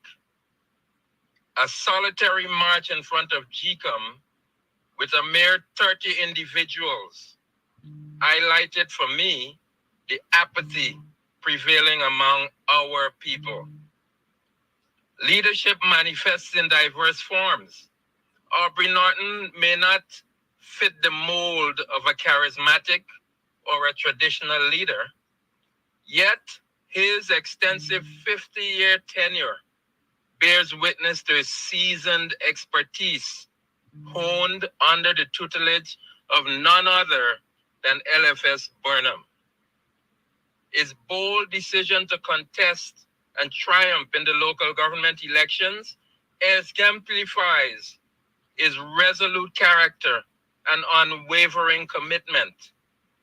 It's imperative to recognize that personal convictions do not always align with objective realities. The landscape is cluttered with MPs vying for leadership roles, each touting their merits. However, a simple inquiry into their tangible contributions to their constituents over the past 4 years reveals a stark contrast between rhetoric and action. Aubrey Norton's engagements with key figures such as Blinken and Exxon's president, alongside diplomatic missions and travels to Africa, underscore a deliberate and strategic approach that transcends happenstance. These endeavors signify a calculated pursuit of national interests and strategic alliances crucial for our nation's advancement and for the party to win. So let us dispense with idle criticism and rally behind our chosen leader. Armchair critics pale in comparison to active involvement and tangible support, both personally and financially. Failure to heed this call renders us complicit in impeding progress and undermines the vision we ascribe to Aubrey Norton. So together, let us forge ahead with unity, with purpose, with unwavering support for our leader. Because our collective actions today will shape the future we aspire to realize for Guyana. Stop talking, stop bloviating, stop the armchair quarterbacking, get your ass on the road, put your money where your mouth is if you really want to see change. Thank you, Mr. Amsterdam. Thank you for that voice note. I know it was a lengthy one. I hope you people were able to really listen and understand and interpret what the caller is saying. And so I think I can start taking calls. And here is the first one. Call you live. Good morning, Mr. Kadak. Hello? Yes, caller, you live. Yeah, good morning, Mr. Kadaki. That voice note was up to date, was so not good. Because it's the same thing I was calling to earlier was to say, because I want to say Mr. Norton is doing as he could do. These MPs, there's a lot of lazy MPs. The few you get in between is like that boy Jordan, you got the one in Escribo, and the rest is just window dressing. They are not doing anything, and every time they pull in on Mr. Norton, every time you could see at some place, some way, with people right last week I saw him at Region 9, you see him at Region 7, you see him at Region 5. This man is going and do what he has to do, but these people not seeing, all they're doing is criticize. Leave Mr. Norton alone. Mr. Norton know what he's doing. He's not a fool. He's an educated person, he know what he's doing, but people just pull it, and you call them out to come and protest. See how many of them would come out. None, all those armchairs attacking that man, right? All those armchairs are speaking. See if they would go out and protest. None will come out. You might get to get out of 10. If they're after 10, you're going to get 2. So it's the same thing. Let Mr. Norton do what he has to do. He is going to win. I know he's going to make it. I know that he's going to make it. I have confidence that Mr. Norton is going to be it. Thank you.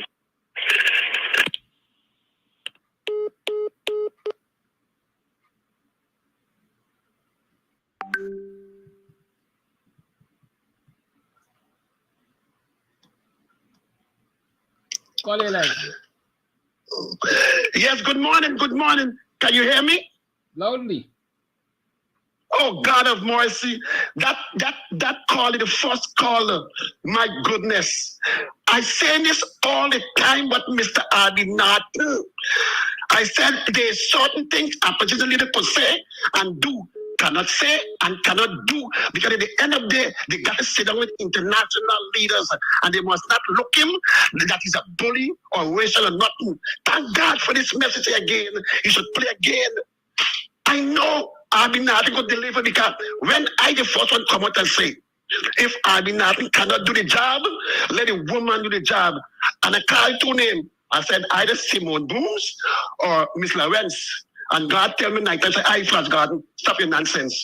It's early Norton time, rally behind. And from that day, I say, Mr. Arby Norton would lead us out of the hands of bondage. With you going to be Prime Minister because you tell us plain, put me in office, I will find them and jail them and seize what belongs to black people and Guyanese.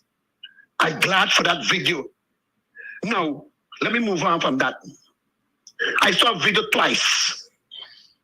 And why we must comment upon this video is a young black boy start a business. He's not outside there begging or stealing or pulling off snakes, gold and all the nonsense. And there comes some coolie people, opposite call people, to come and remove him somewhere. But UG plays there, they're doing a little barbecue. My goodness, what is people want for black people in Guyana? What they're looking for over and over.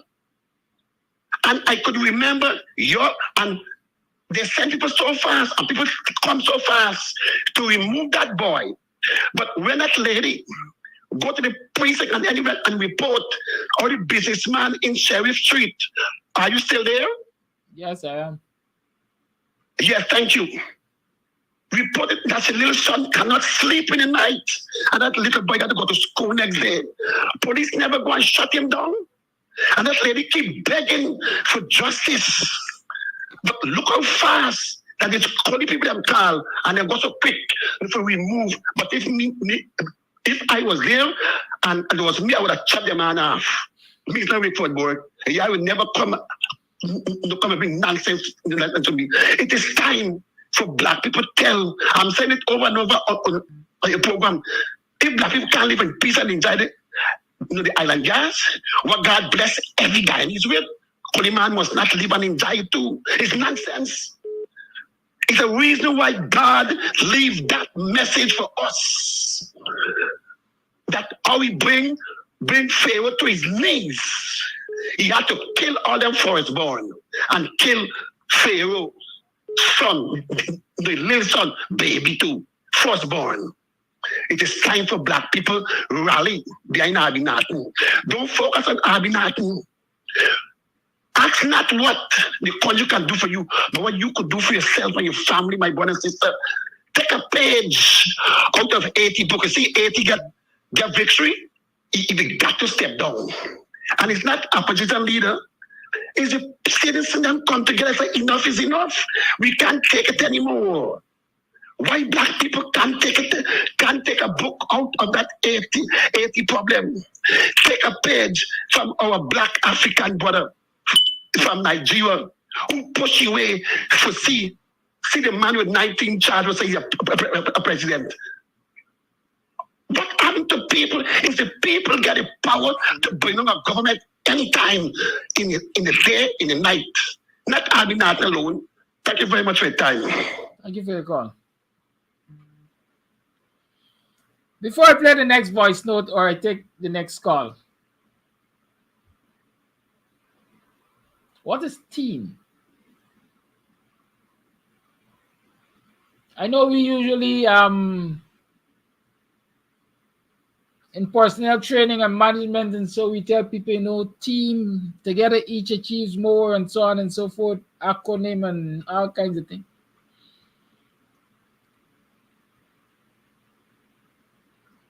If the team doesn't know the direction in which the captain is heading,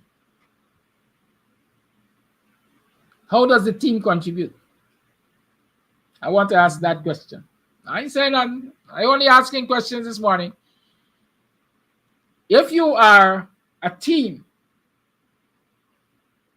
and the team doesn't know in which direction the captain is heading, how does the team contribute? Right? I am sure Arby Norton knows what Arby Norton is doing. I'm sure Arby Norton knows who Arby Norton is meeting with and what those discussions are. Some people have been arguing that maybe promises have been made that come hell or high water, the PPP will be removed. Arby Norton will lead the next government. I've heard insinuations that promises have been made that come hell or high water, the PPP will be removed if Aubrey Norton removes himself. There's all kinds of things you're hearing. Speculations. Let me call them just that. They're speculations. But I know for a fact Aubrey Norton knows what he is doing and what his blueprint for winning is. The question is the team aware? And when I say team here, I'm talking broadly. Because if you are depending on I said it before, no one person wins no one person makes his or herself president. The voters, it is the citizens who will make you president or cause your political party to win an election. Is it just enough to ask the people you depend on for support to just turn up and vote? Or they must understand your march?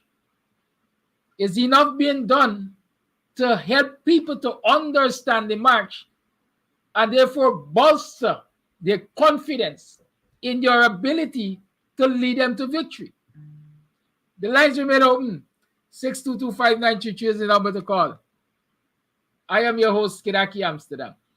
I have some more voice notes I think I want to play.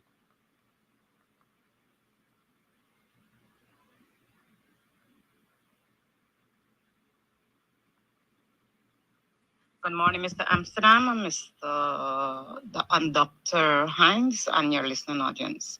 I agree with that. I think North needs to lay back.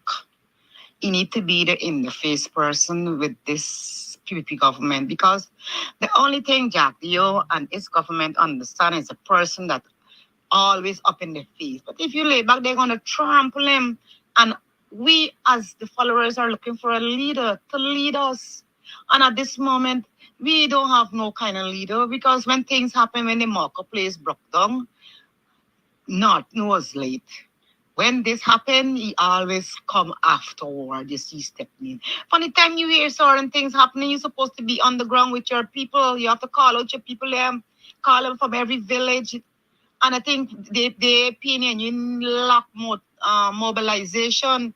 They need to mobilize their group. I could remember in London when used to get blackout, we had people like the Bad Heart, God rest his soul.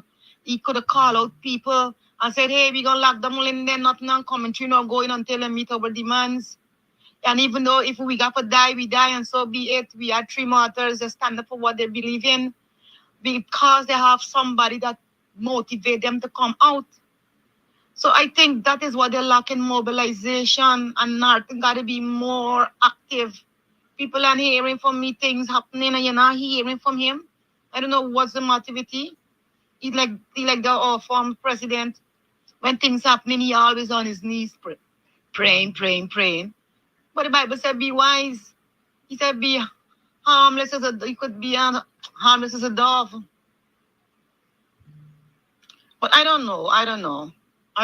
We really need mobilization and encouragement. The people won't just get up and come. If they have a leader in a warrior.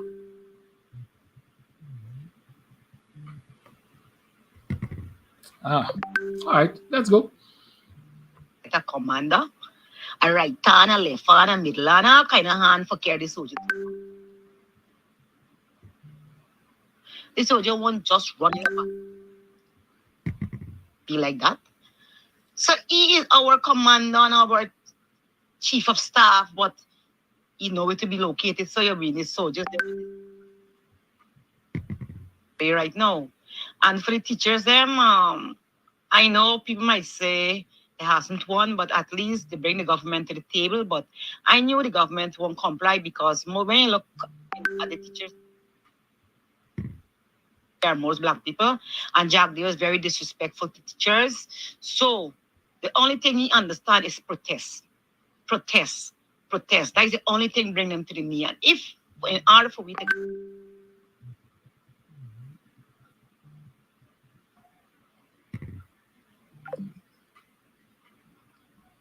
we have to protest. We want no long dialogue and dialogue and dialogue because they're going to drag it out. They're going to drag it out. And I don't even have no trust in the court. Tell the honest truth. Even though the judge might say, yeah, we're going to bring them to the table. All of them is the same thing. You cannot carry the devil case in hell and win them. It's a hard thing to win a devil case in hell. So, my people, we need boots on the ground. We ain't backing down to get this wicked regime out of power. Thank you. Thank you for that call. That voice note. Call your line. Neighbor, morning, neighbor. Morning, neighbor. Morning, bye. You know, sister that just talked there. You know, and I share your views. But I don't want to repeat this thing, neighbor. I want to repeat this thing. Brother Aubrey Norton is the homie from Linden. Yeah, and I hear people yesterday on the live and days before and days after and them before and them kind of things saying that we shouldn't beat down on the man and the man is only one person and all kind of thing. We got to understand that the leadership role is a very, very serious one. We ain't got the finance for play around with like, whoa, what the name got. You understand? So this call for bodies in person. And it's just like the sister said, people not just get up just so and do and just go forward here that people got support and them kind of thing. We brother get support. That is why he be in the leadership position. He was overwhelmingly elected in the position there. You understand? And we are left with them no time. You understand? But the thing is, we need him to do what's supposed to be done. And there's the lead for by example lead from the front. Give people the urge and the courage and them things. A man one day in no position like you land done. You Kadaki, if I do the and them thing the and get success out of it. Why we brother can't do the and this because the people but their home the supporters so they're how they're because we are seeing we lead and come in front and them kind of thing we just see we lead on a little with the thing name with the scarlet with the this get this all we see and just start to think read from a paper and then I come back inside and the thing is that we got it leader reading and talking about thing go Lord it would spread and would get on social media while and them is the things going back for that and that's nice we talking this thing from love we got to make we talking so now no hate. So the people that were coming out and saying that please don't beat down on the man and this and that, the people them, it's not hate, we got to pass it, we got to do the work when one leader supposed to do.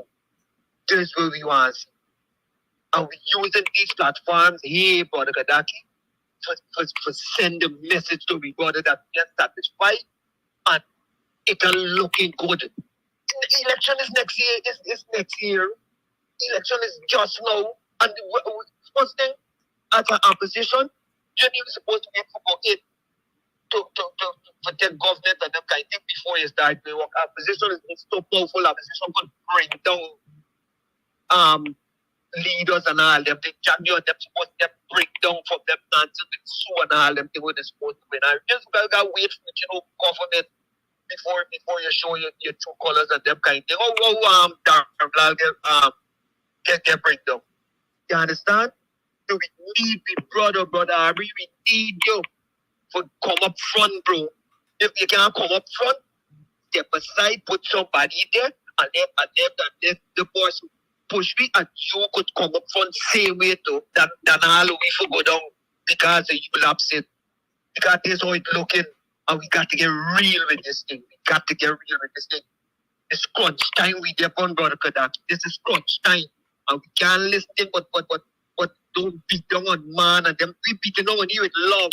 We care about it. We want to see something successful. That's why we beat down on it. So have a good time, my brother. Have a good day, my brother. Thanks for the time. Thank so you. much. I'm attempting to play a voice note direct from the PC. I'll tell me if you hear me, please, and thanks.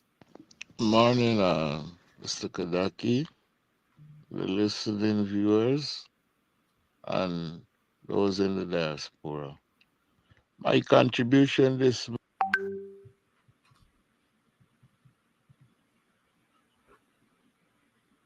Call all the line. morning is that, first of all, Mr. Norton, you gotta look a lot of things. You have to look a lot of things. And for me, one on the front burner is Mr. Granger. Mr. Granger and this other one, that was the opposition leader before, Basil Williams, all of them gone in hiding. And that is like a feather in the PPP hat that they're banging on.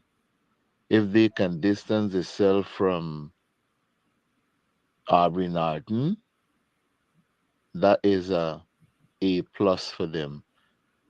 And mind you, I feel, because I heard too, that they're taking P from the PPP. And a lot of people running away with some wrong ideas. That money that Barra they're doling out is not their money, so they don't care. Barrett and Nandalal both got wind seen. They see left in their mother womb. And they can't get love, no kind of love for the country. All they do, they pack up and bank out all the money and set to fly out. But time will tell. And early up in the program, people say, like Mr. David Line say, radical is not force. Radical is more than force. Because what Bharat stand up at Babujan and talk, in some country, while the motorcade going back which side they're going, they had us to prove what they got. They had us to prove what they got. And Guyanese sit down too much. Forget two things, Skin Kolibai running the country and tell themselves that it left in the will for them. That is my contribution. We sit down too much. When the teacher the strike, that was the time that everybody's supposed to come out and close the country down. Sometimes I just want to cuss up. Close the country down. Close it down. We ain't got no business. We ain't business. Close the country down. That is my contribution. We sleep too long. Caller, thank you for holding. You're live. Hi, good morning, Kadachi. Good morning to the listening and viewing public. First of all, you spoke about team, right? I could understand if you don't have a team to do your work, right? You know, you won't get very far.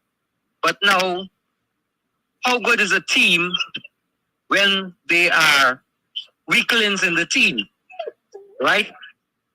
And they are persons who might be spies in the team, right? How good is the team, right? Because sometimes you might say, okay, you have a team, right? And the team, they are spies in the team. Because when you reveal what you have to do, they would go and carry it to the opposite side. So you got to be careful with the team, right? Secondly, I think teachers in this country are being disrespected to the highest, and teachers around the world who are seeing what is going on in Guyana should lend their support to this. And the teachers in the CARICOM should also come out with statements in support of the teachers in Guyana. Because you got people like, like Mia Martley, who is so closely up under the president, and Jagdio. I think they are useless to CARICOM. People like her, she's useless to CARICOM, right? She seems to be a chief soup drinker of CARICOM, right? She's not doing anything to make CARICOM a success, right? And next thing, I think when, I wouldn't say if, I would say when Aubrey Norton takes the reign of president, one of the first thing he has to do is to step away from the CCJ. Step away from the CCJ because they're not good for this country, right? Even Jamaica, still with Privy Council. Why is it that Guyana, still at CCJ? And CCJ proved to us that they are on the PVP's payroll. So Aubrey Norton needs to step away from the CCJ. But I know for a fact that when Aubrey Norton, if he should call a protest out there, he's not going to get the amount of people. So he knows what, I think to a point, he knows what he's doing. He knows what he's doing. And there are certain things that happen in the camp, right, that cannot be disclosed. So we are watching to see what is going to happen. Thank you very much. That's my contribution. Thank you for your call. Good morning, Dr. Hines. Just listen of Calypso. One of the things that Trinidadians keep saying, you don't play mass and fade mass. Now, Aubrey said that he wanted to be elected to confront Barrett.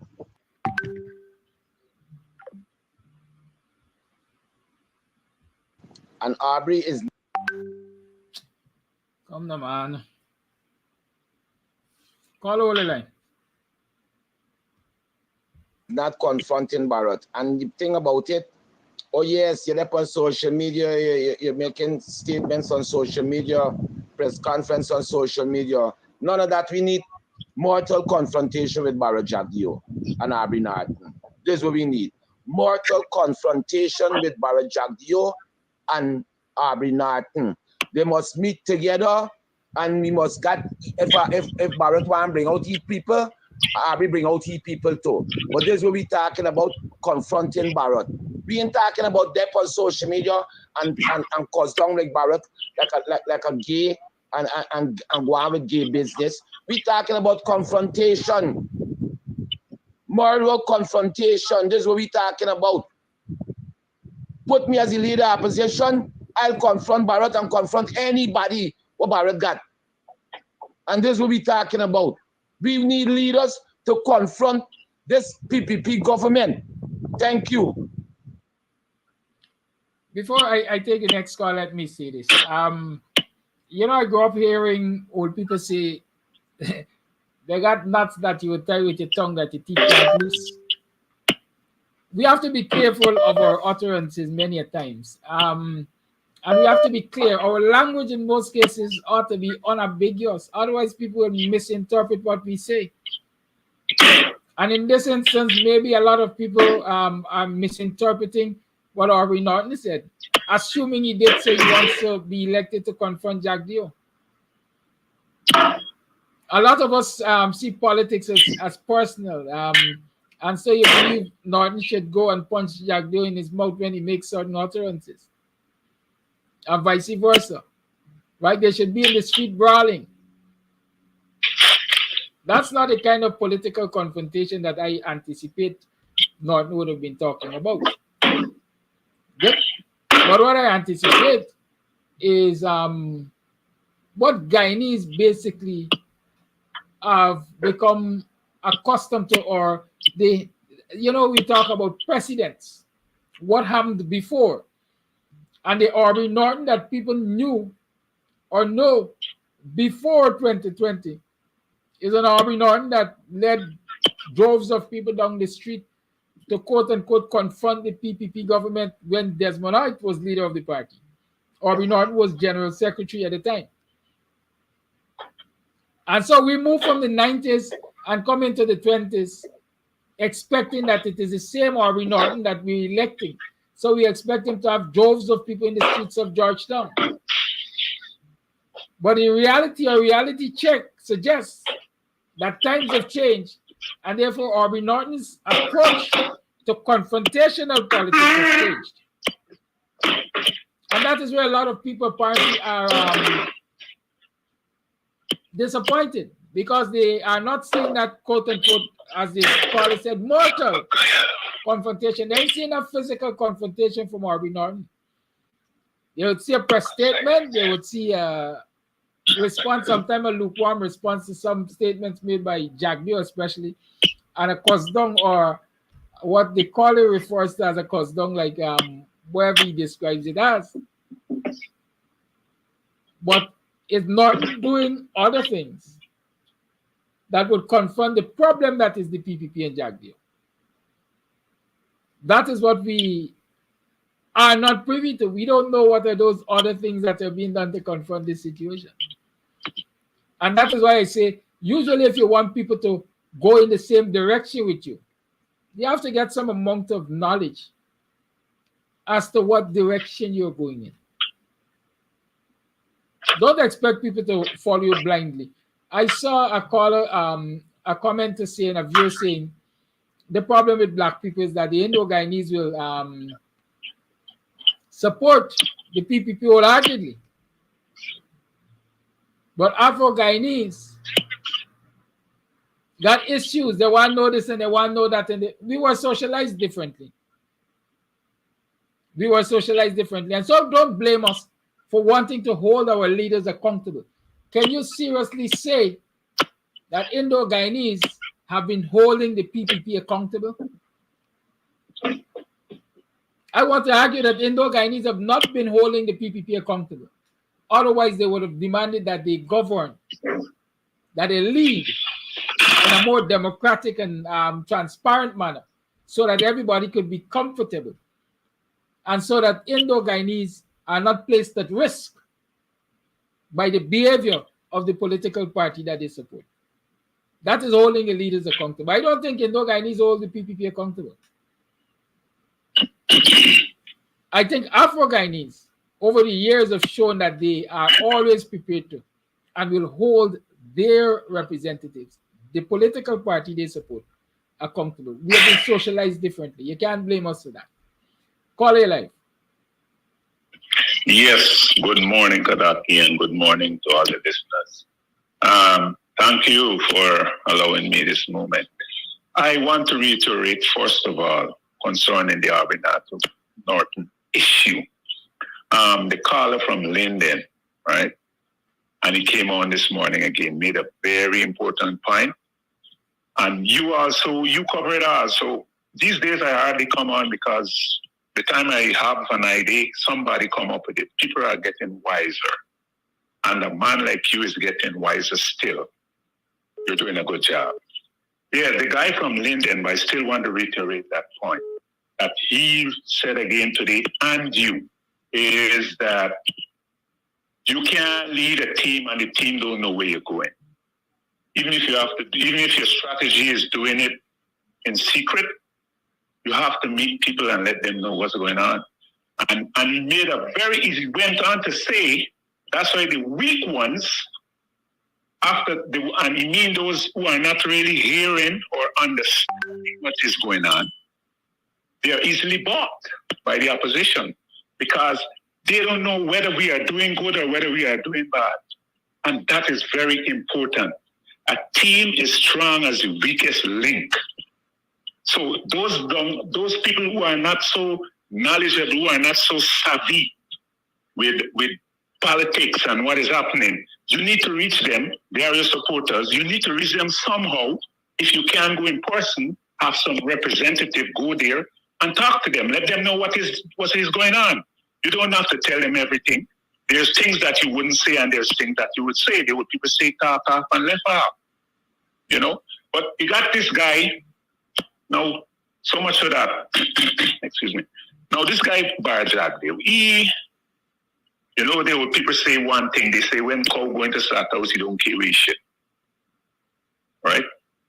And you know what I mean, Kadaki, because he's a Creole Proverbs man. When Kogo in start house, he don't care with shit. He's desperate. And don't take this man lightly. You hear about ramping up your supporters when you go to Baba Jan, that's what you do, right? But the thing is about the advantage that we have over these people is that they use our own people to destroy us. Anything bad come up and look, it's seen as a black face. Whether it's for the PPP or the PNC, it's seen as a black face. The police is a black face. You know? The army is a black face. Coming up and doing the things against the law and so on for them. Why are we so easily so culpable? You know, that people could use us. Up to this day, we cannot see who we are. When they don't use you, they throw you at the side. Remember the doctor woman? She said she cussed Granger and she cussed down everybody. She got to go and beg in Irfan Ali driveway. Oh, look what me do. I mean, that's what they do with you when they're done with you. Why can't we open our eyes and see? I'm not speaking, I'm not a racial person, but every cow cry for your own calf. When the Indian people are hurt, they come out on the street and they get what they want. They come out united. They get what they want. White and black people come out united. We still need unity. And one last thing I want to say. Are we prepared to go into an election with that voters list? There's something I don't know about elections, you know. If the opposition say that they don't want to, they will not contest the election because the list is bloated and whatever, it's not a good list, so to speak. If they say they're not contesting, can the election still go on? Can the one team just do the election and win the thing? Yeah, well, if that is the case, oh boy. Well, if that is the case, we should start our fight now and don't wait until that day. We should start our fight now. The people should, you know what I mean? And this is a Guyana issue. This is not a racial issue. People should start to come out on the streets right now. Because if that list go down, I've seen a lot of dead people, you know. I'm seeing a lot of dead people. Trust me. I say things as I see it. I'm seeing a lot of dead people if that list go down on the election, because the PPP is determined that they will not lose the election. If they got to take half of the Guyana sovereign wealth fund to bribe out internationally or locally or whatever, like what they're doing with the CARICOM. If they got to do that to win the election, they're going to do it. And I'm going to see a lot of dead people. I'm telling you. So people, what I'm saying, let us, if we can't do it now, let us ramp up our leader to get that thing fixed. Get that thing fixed. What about biometrics? It's the easiest way, the most fair way of doing an election. The PPP talking, well, Irfan Ali is the number one hypocrite, world number one hypocrite, because he's talking laws and democracy and this and that. Democracy have different faces. So people must understand, democracy have different faces. It means different things to different people. Some people, it just means talk to appease the listeners. And this government is ruling with demagoguery. They are demagogues, yes. They appeal to what the people want to hear and so on. I know the time is up. This time is coming.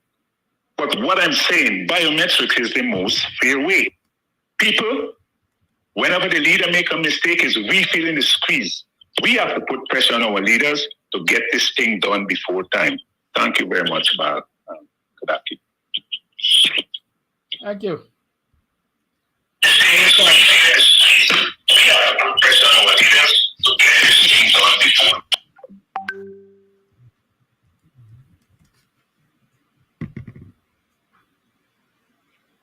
Good morning.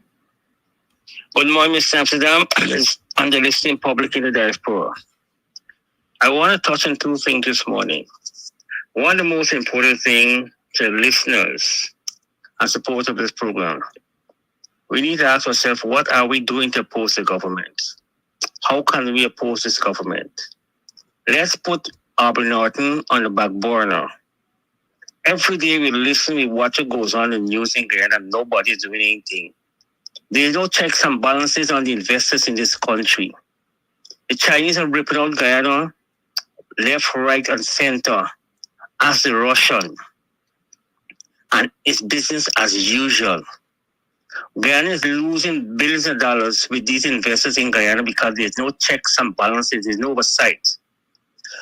As Guyanese, we need to start focusing on those issues. Secondly, I look at the puppet and the puppet masters at that CARICOM meeting in Jamaica. CARICOM heads in Jamaica. Ali had a paper before him. The man cannot read. The man was speaking and talking. He cannot read. That's the leader we have. And the puppet masters on the two sides, Moya and Ralph, they are least to the Guyana economy. They have him and directing him what to do. They use him the other day to make speech on behalf of Afro-Guyanese and all African descent from Africa in England. And all the black people sit down and smile. I said, Ali representing black people, listen to me. Bull crap. There's no representation of black people in Guyana. And every time something's happen against the government, Barra Jagdio build a fence around him. When it suits him, he plants himself in the middle of everything. And since something happened, he build a fence. He talked about last week about contractors and contractors. Who are the damn contractors? Who are the people that are ripping the country off? And they got black engineers. I have friends who study, who I know are engineers, and they cannot get a job in Guyana. These are the things we need to fight for. And the opposition leader don't come on board. He alone cannot do it. Thank you and have a good day. Thank you for your call. More voice notes coming.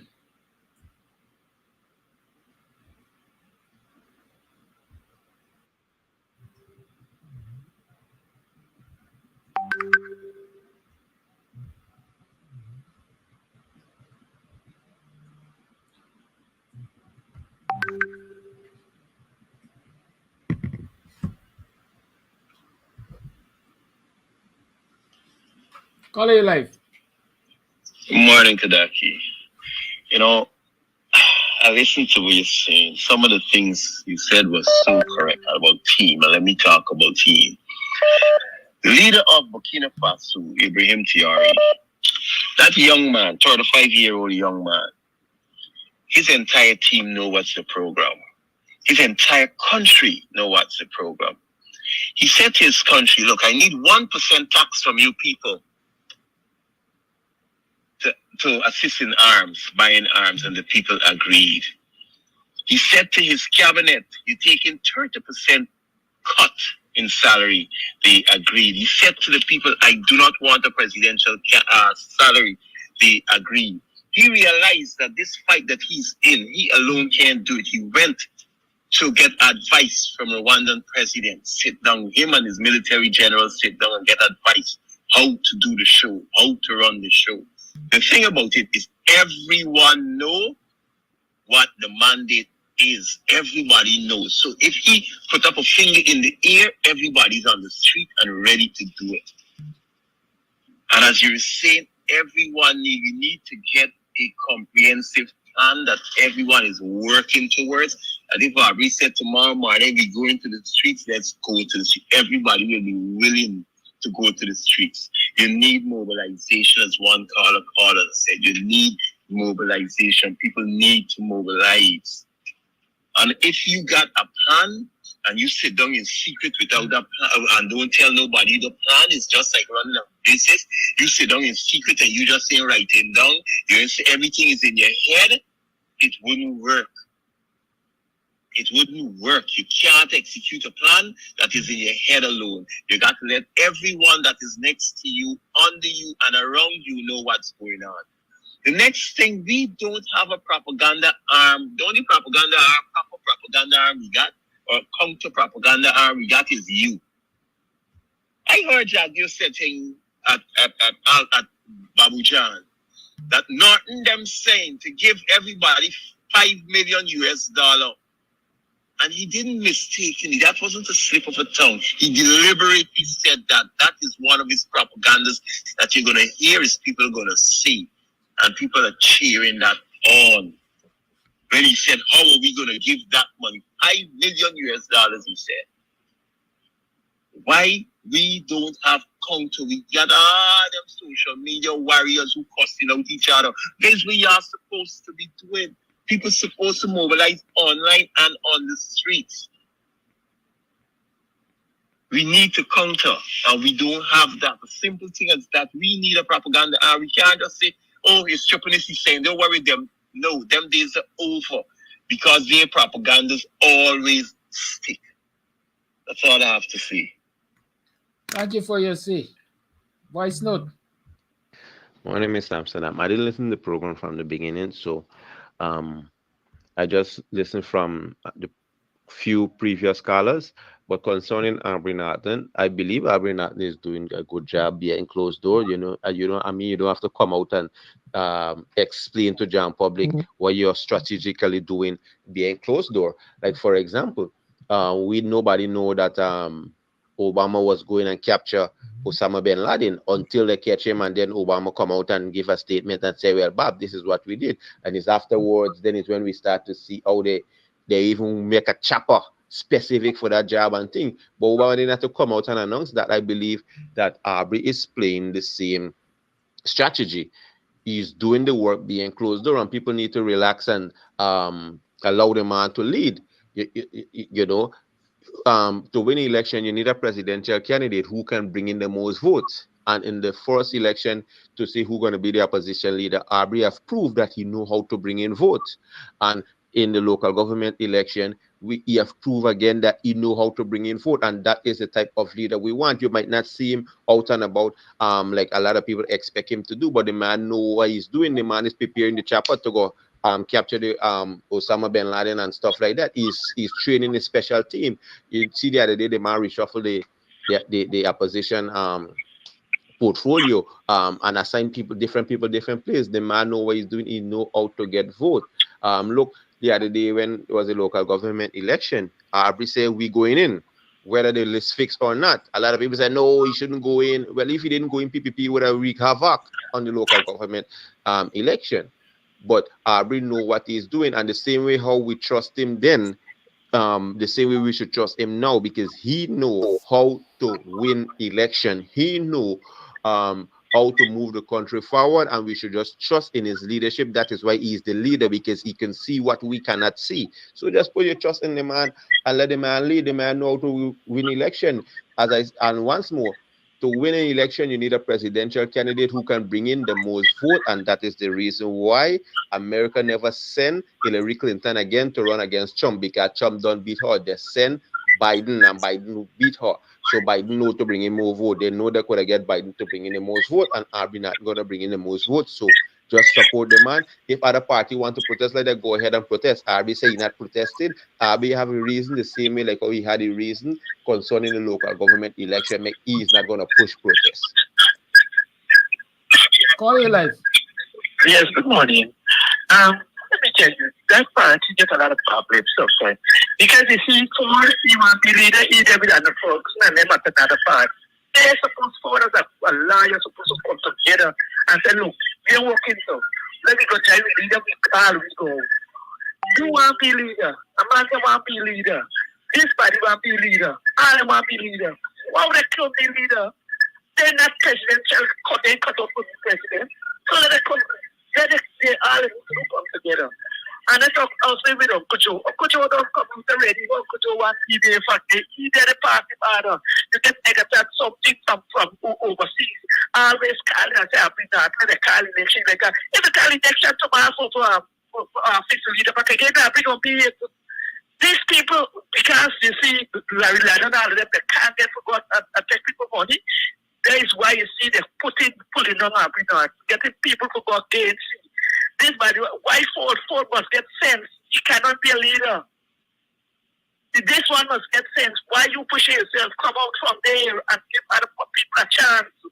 To your newcomer, long way there, yes, wait your turn.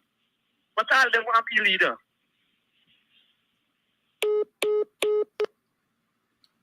Thank you for that call.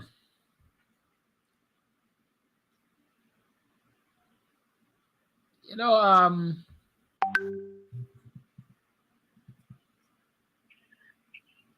I don't necessarily agree with some of the analogies that you made. Some of the comparisons, some of the, I don't necessarily agree with them. But this morning, like I said, I'm only asking questions. You got the answers. Call your life. Hey, good morning, Kadaki and viewers everywhere. How y'all doing? I just wanted to add, are you there? Yes, can you hear caller. me? Oh, okay, great. So, we have to confront reality in Guyana. We can't bury our heads in the sand and pretend that we are on the path to victory. The way I see it, the PPP, the reality is that the PPP does have the upper hand. They have a treasure trove. They have the oil wealth at their disposal. And so they have the means to stay in power.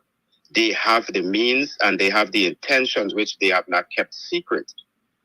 Concerning the voters list, when the opposition was in power, they did not advocate or they did not bring about the electoral reform that they are seeking so vehemently now that they are out of power.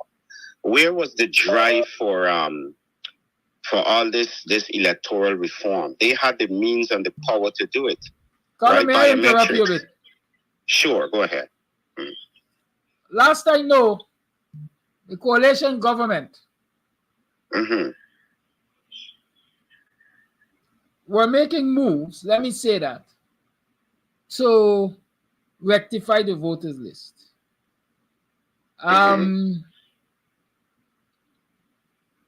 That is what caused a lot of court matters, if I remember. The last I know, the house registration was being implemented under the coalition government, and Claudette Singh was the one who discontinued it. Can you remember that? Yes, so I'm told. Go ahead. Right. So, no, you do have a point, Kadaki, but my point is this. The bottom line of my point is that they could not get the job done when they had power in their hands. So it is less likely that they will get the job done now that they are out of power. So my main point is this. Let us look to see, okay, the PPP have 120 something names that they can mess with. So how about we explore the practicality of how they will implement this cheating? Not just saying, well, they can cheat.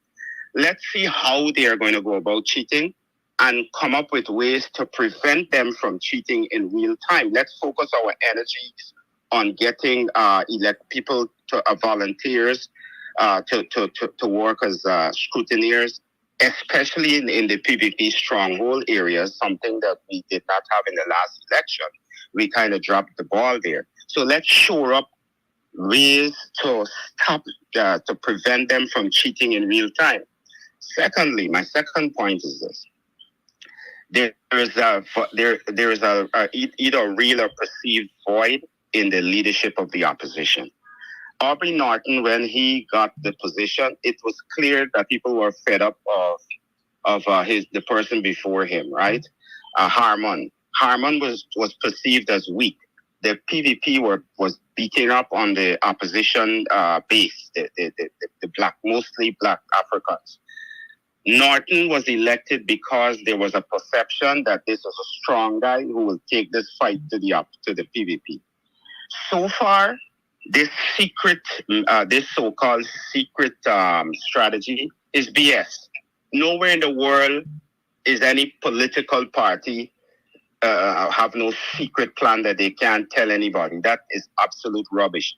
comparing that targeted attack by Obama to take out Osama bin Laden.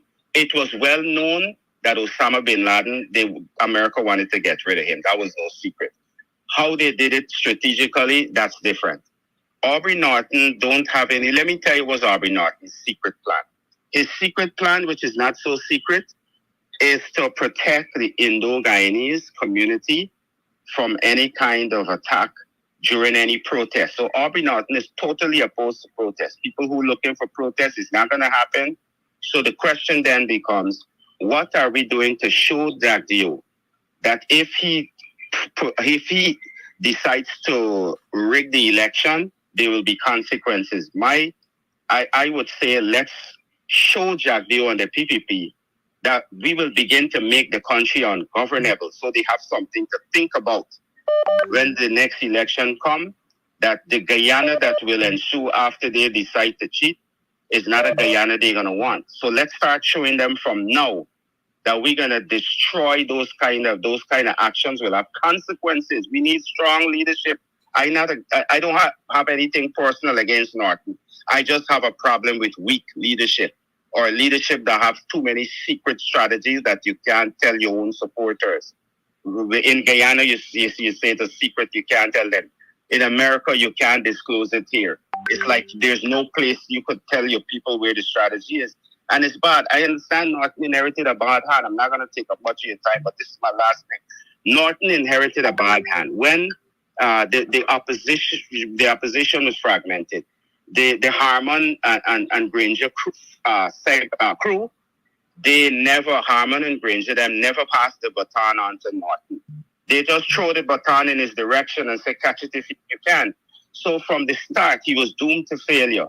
They should have been mature and reasonable people enough to say, Norton is now the leader. We are going to throw our support behind Norton so we can be united and defeat the common enemy. Instead, what they did, they had their faction, they kept their people, and hoped that Norton would fail so that they could come back and get him in the next Congress. And that's why we're in this mess, this divided mess. So we got to get our act together. Those who in the Harmon faction, listen, your time will always come when there's a next election. If the people think Norton is doing a bad job, they will get rid of Norton. But in the interim, let's unite. Let's fight these people together. And let's do what we got to do. Let's take to the streets. Let's demonstrate. Forget about this not offending the Jagdeo or Indians. Don't care what these people call you. They're going to call you names anyway. So Norton got to be strong. The opposition got to be stronger. That's my take today. Thanks for having me on, Kadaki. Thank you for your call. Let me say this before I take the next call.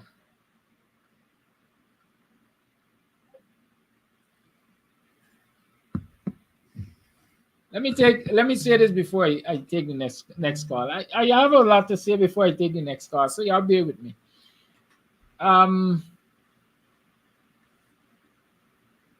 The last caller spoke about Norton, quote unquote, protecting Indians, or Indian business people in particular. Why is it necessary for Aubrey Norton to protect Indian business people? And I'm using protect here loosely. This, in my mind, is an issue I addressed before. And I said, you cannot be dependent on the supporters of your opponent to fuel your fight. If you depend on the supporters of your opponent to fuel your fight, and those supporters are getting sweet from your opponent, you're winning no fight. Because they ain't going to provide adequate fuel. Your vehicle can break down along the way. Your vehicle is going to break down along the way. And from where I stand, I've said it for the last several years. Part of the challenge of the opposition, and I'm talking opposition broadly, I ain't talking Norton, I ain't talking PNC, I'm talking opposition broadly, is an access to resource. As the leading opposition party, the PNC has its own challenges. in terms of resources. The first voice note I played, the lengthy voice note that started this discussion, alluded to that to some extent, resources, etc., etc. It would appear as though traditionally the PPP depended on major, the PNC depended on large Indo-Guyanese businesses to support the electoral trust. Maybe it worked then, but it's difficult to work it now. It is rumored that a former PNC bigwig of Indo-Guyanese descent, who is in disagreement with Aubrey Norton, reached out to the Indo-Guyanese businesses that were supporting the PNC and said, don't give no money.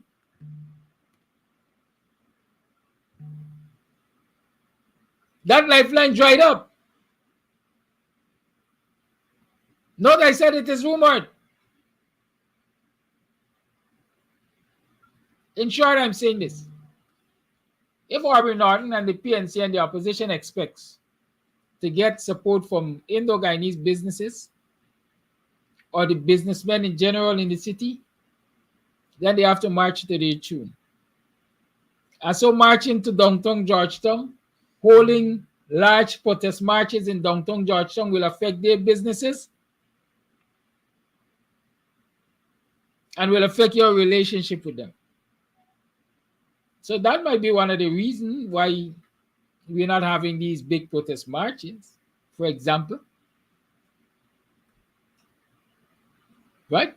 That might be one of the reasons why Aubrey Norton said, I am not going to be protesting. I am not supporting no protest. I don't know. Remember, I may asking questions. Maybe some of you have the answers. But these are possibilities. How does protest benefit the leadership of Norton? Let's ask that. How does protest benefit the leadership of Norton? How does protest benefit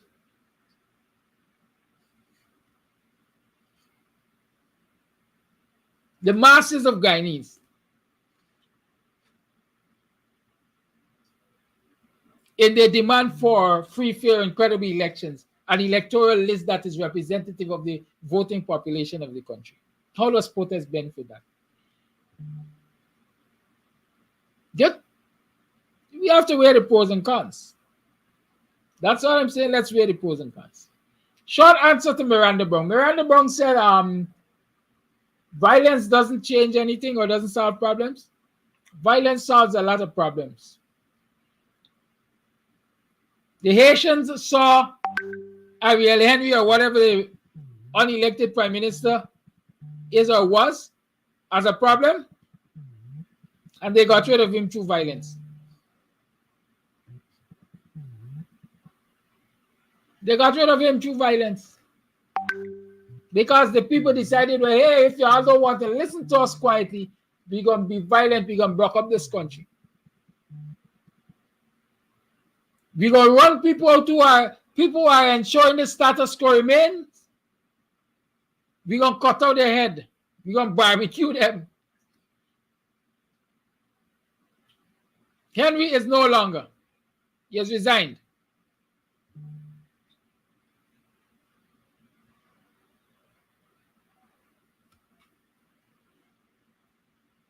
The PPP boy, Putin. Putin said, if NATO don't stop surrounding me, y'all gonna get trouble.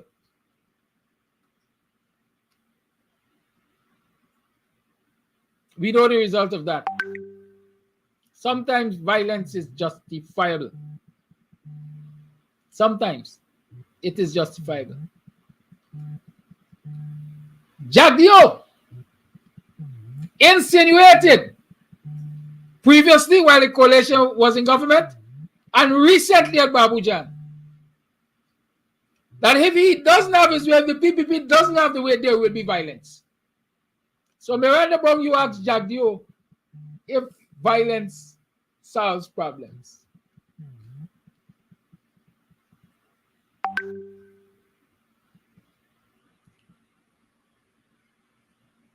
a lot of people's problems or difficulties or misunderstandings or disagreements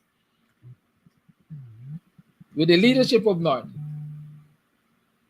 might stem from the very fact that he doesn't encourage his quote-unquote followers to respond to the likes of Jagdeo in kind.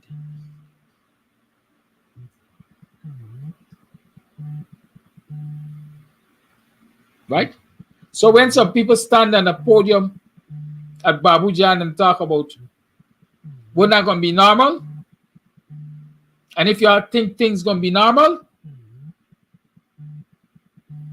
and they're insinuating violence,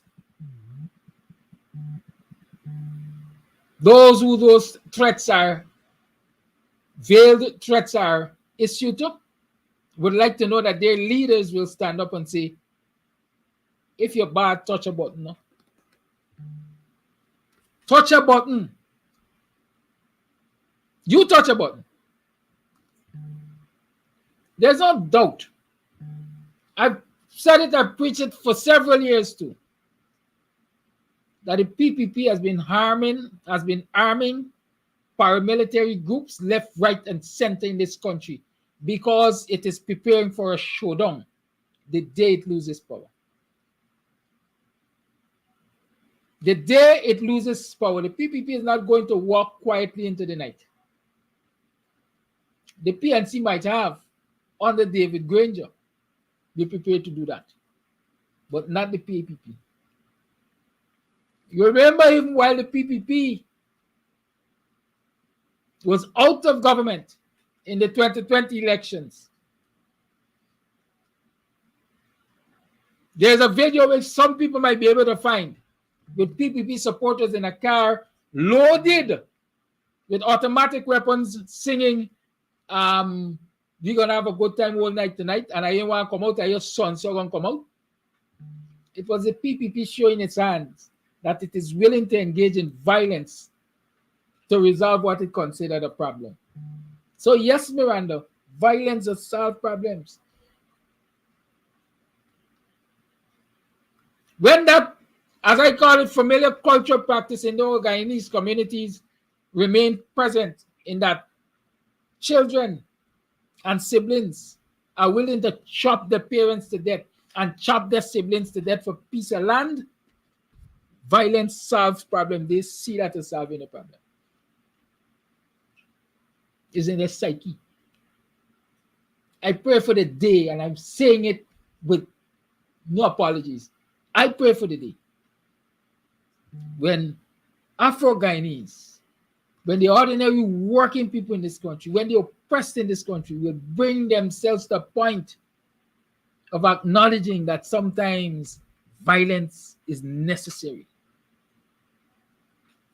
The madness we got going on in Haiti, and we got an illiterate president from Guyana taking on the mantle of regime change and installing government in Haiti. In other countries, the streets would have been crowded with citizens saying, not in our name, not under our watch. We don't care if you're chairman of CARICOM or if you're chairman of what, but you will not represent us in this imperialism that is happening there. The oppression of people who look like us there. Because that is what it is. I direct some of you to a documentary by Democracy Now! I will post the link. Let me see if I find it. To understand what the US did in 2004 to Jean-Bertrand Aristide, an elected president of Haiti, that created that mess that we have in Haiti right now. In that documentary, I want you to listen out for the role and the stance that P.J. Patterson took at the time he was chairman of CARICOM. He said, not me. I am not getting involved in that. You have created, deal with it. But here it is. a man who is seen as racist and oppressive to black people in this country, has taken on the role of encouraging oppression of black people outside of this country. The Haitians decided that we're going to deal with it violently because it's our country and we must have a say. I pray for the day when Guyanese is going to come to the point of saying that if we can't have our say, if we can't get a clean voters list, there will be no peace in this country. Only then politicians, regardless of PNC or PPP politicians, going to try to get it right, assuming that they would like to see this country remain in peace and in one piece. The lines are opened.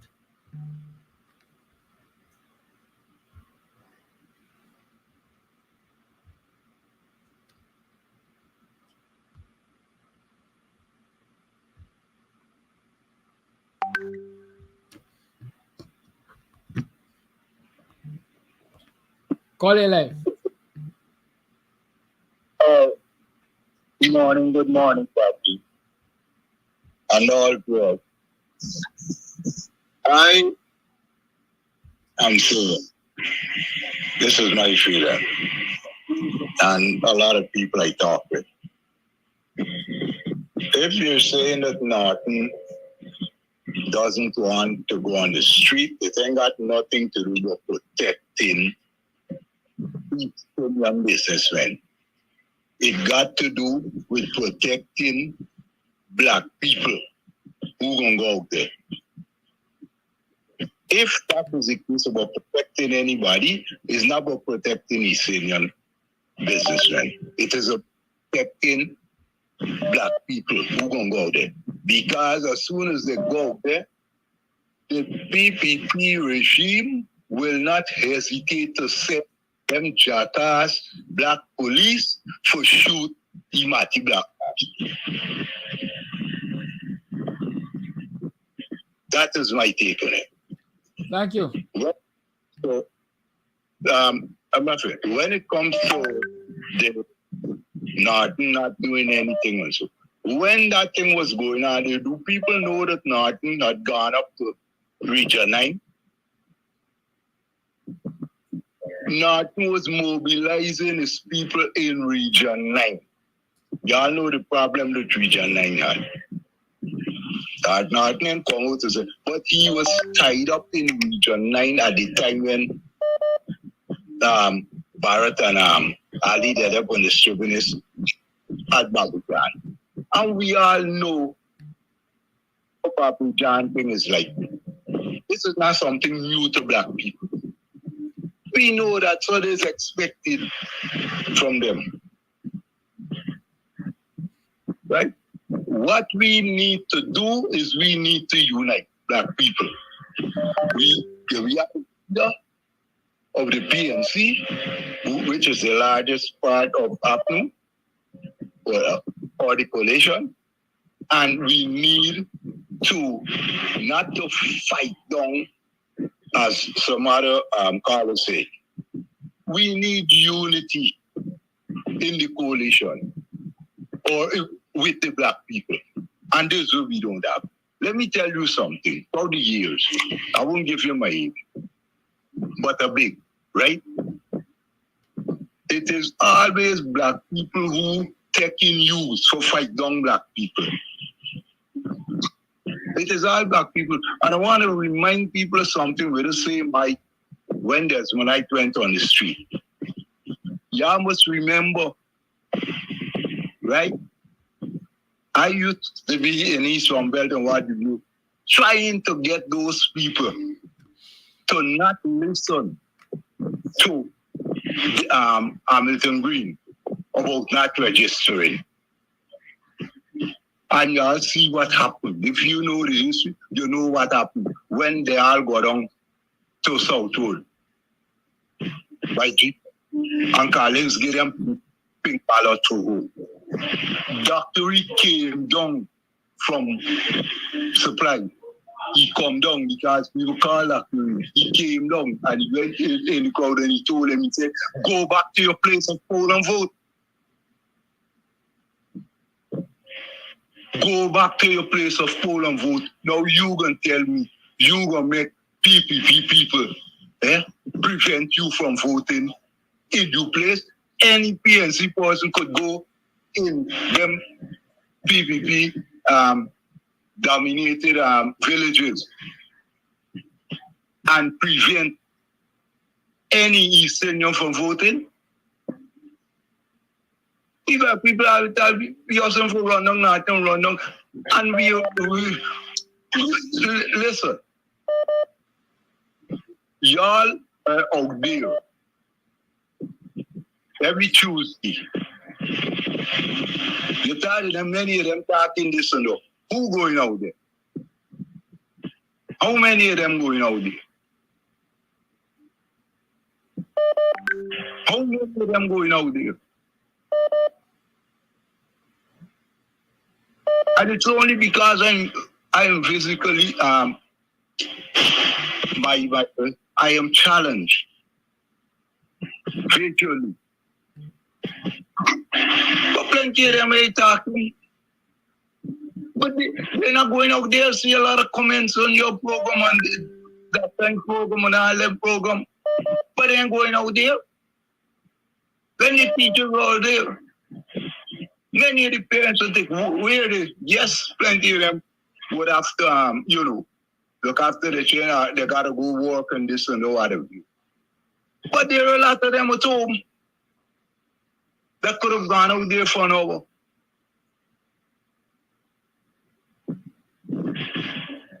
So we, the black people, we have got to unite and stop hustling for bringing down music. I remember morning telling you. That's to say something, but I could remember as a youth man listening to the WPA calling for get rid of Bonham. I have never heard any East Indian party, and they were a lot, calling for get rid of Teddy Jagan during those times.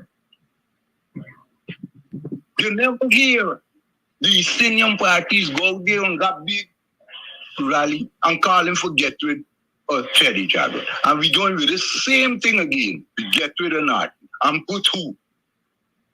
If you cannot accept your leader, this is a leader, and we must support our leader, then you want people to accept you? We're destroying ourselves, black people, we are destroying ourselves. Come on, we need to unite. Wrap up, caller. All I have to say, thank you. Thank you for your call.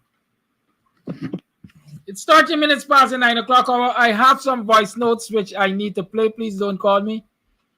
I beg of you not to call me. I'm playing voice notes. And any voice note that comes in after 9:15, I won't be playing them. Right? We gotta get some rule and some kind of order in our business. Right? Good. We can't stay till 10 o'clock.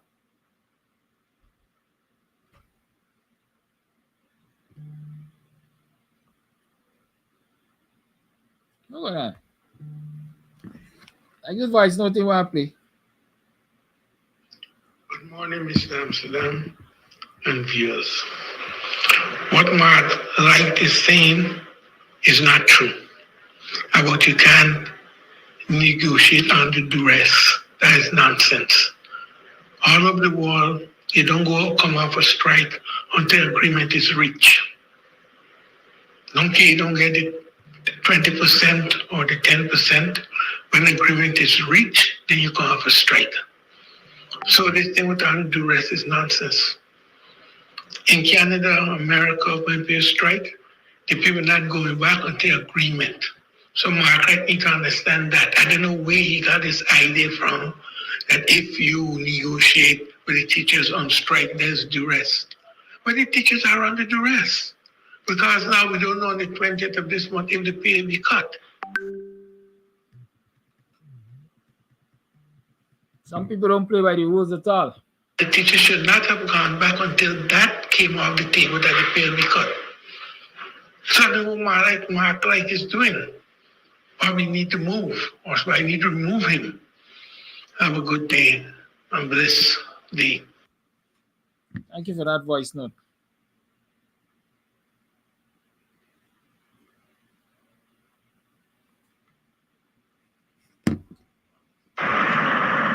Aubrey went to Region 9, which is in Guyana, and yet Clifford Buck, who is still in the United States of America, could have replied to Jack Dio immediately. So why are you talking about Region 9?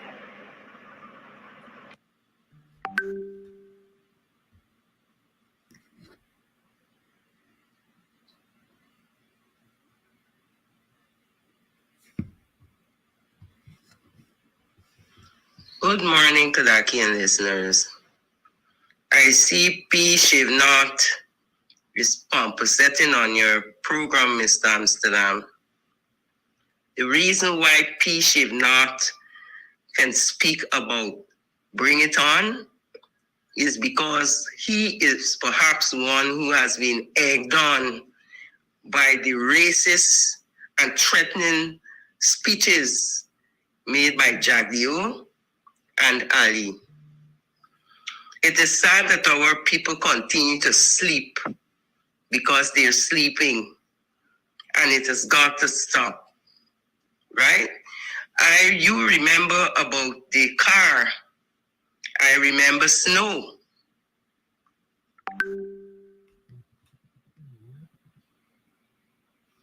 I remember Snow talking all that he said on those videos.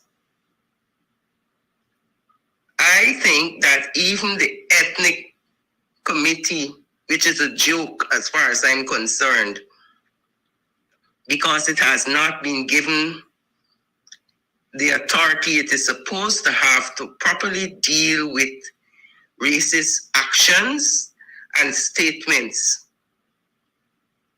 I think that they are a failure also.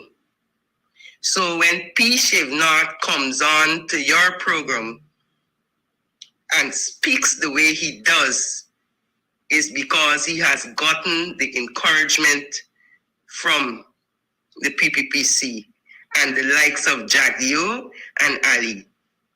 It is very disrespectful for him to be saying about Bring It On and empty threats and all of that.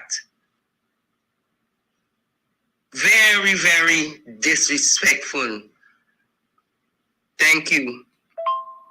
We as a people have to become mobilized, focused when it comes to handling certain things. As I said yesterday morning, I am disappointed, greatly disappointed, that the opposition has not responded to the stupid statements made by Jagdio, who continues every Thursday to be presumptuous and disrespectful to the citizens of Guyana.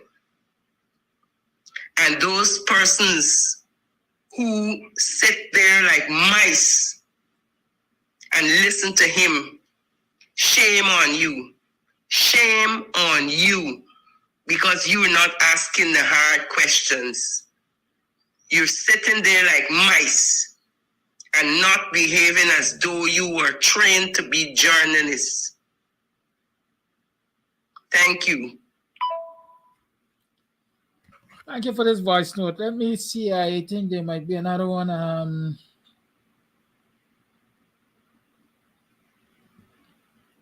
I don't see any more for now. But let me say this to you. In closing, you see that caller that said, are we not saving black people life? And he said he ain't protesting and so on.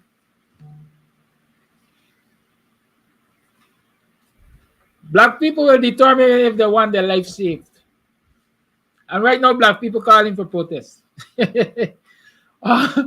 Miranda Brown said business people will protect the property and the interest. Yes, we know that. Black people can protect their life. Business people will defend their property. Black people will defend their life.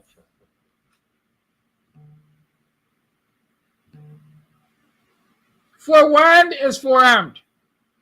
And since Jagdeo could stand up at Babu Jan and issued veiled threats, if I can even consider them veiled, on supporters of the opposition's lives and well-being. I don't know why I can sit down and wait for a man who see you can cut out my head come for cut out my head. I ought to start preparing my defense mechanism. I always say this, and I'm going to say it again. I think it's a lame-ass excuse, y'all excuse my language this morning, to say that when you go there to protest in numbers, the PPP will put people to infiltrate your protest. You know that's going to happen. What you're supposed to do? Put systems in place to ensure you spot the infiltrators and you give them something to take back to their masters. It's not like you don't know this thing. You don't have to reinvent the wheel. The wheel was already invented. What you have to do is improve on the wheel.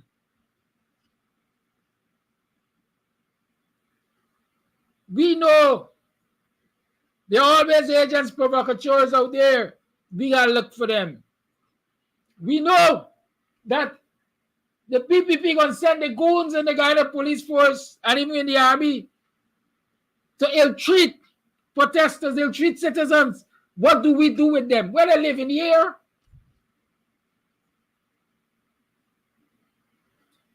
The calmest the Guyana police force or goons in the Guyana police force has ever been in this country is when in the 2000s, them by they decide we're going to carry the fight to them. Y'all ain't going to sleep in peace. You ain't going to walk in peace. All of them start taking off their uniforms.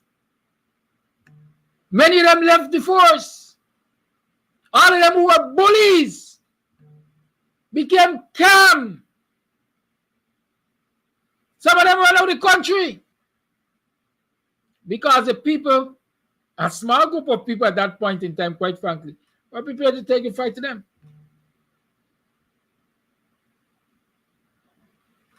Are we going to always sit back and behave like lamb to the slaughter? And say, oh God, if we go there, they're going to kill me. They're going to kill me anyhow. Or in Boston was in his bed when they kill him. The enemy boys were going about coconut according to the story when they killed him.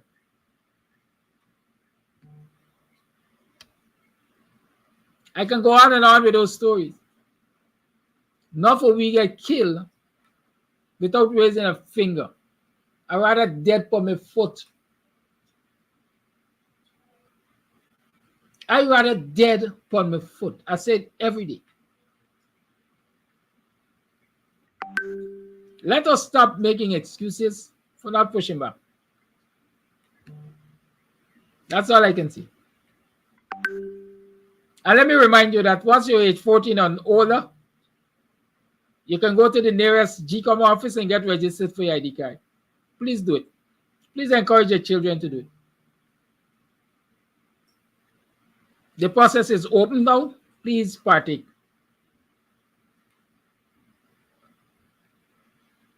There are countries that are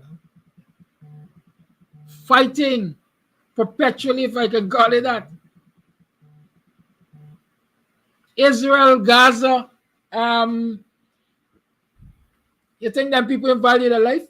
You think the leaders don't want to defend their life? They're actually fighting in defense of their lives and their freedom. You don't wait till we're in shackles again, man? Huh? Are we going to wait until we're in shackles again?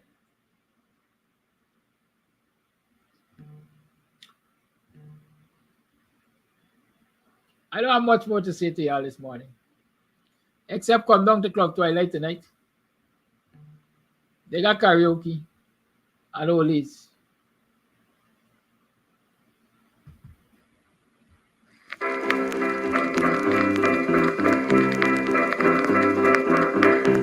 Hey fans, it's karaoke and oldies night this and every Thursday at Club Twilight Sideline Dam, Buxton. Dance to the magical songs of yesteryear by popular DJs and Camps Audio. Admission is free. Come out. Let's make memories. At Club Twilight, Sideline Dam, Buxton North.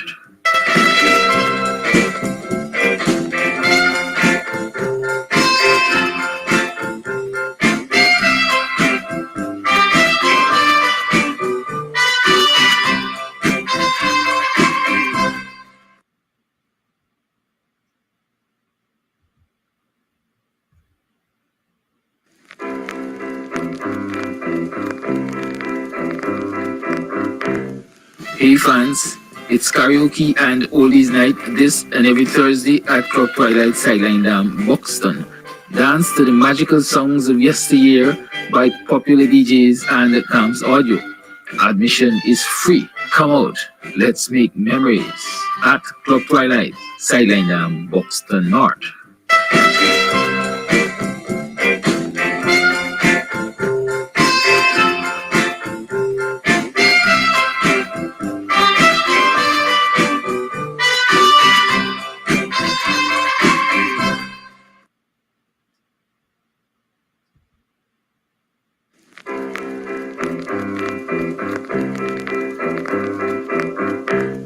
Hey fans, it's karaoke and oldies night this and every Thursday at Club Twilight Sideline Dam, Buxton. Dance to the magical songs of yesteryear by popular DJs and Camps Audio. Admission is free. Come out. Let's make memories. At Club Twilight, Sideline Dam, Buxton North.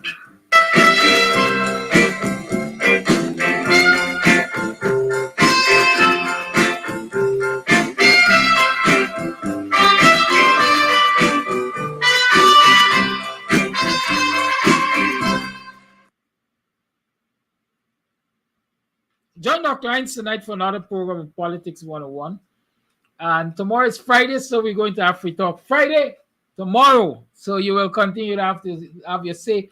Those of you who didn't get an opportunity to contribute this morning, hopefully you'll get to contribute tomorrow morning. We can continue this discussion. There's nothing wrong with that. Remember also Lou's Kitchen at Club Twilight. Tomorrow is Friday. We continue our Creole Fridays. And so tomorrow we're going to be cooking some bun sugar stew. Well, last year I had some bun sugar stew. Tomorrow we're doing some bun sugar fish by brown stew. How many of you like a good brown stew? I think it's snapper stew. Yeah, snapper stew with rice and so on and so forth. So you can order. Get me up on 6225933 to order. And those of you in business, let me inform you. Look out, it's coming.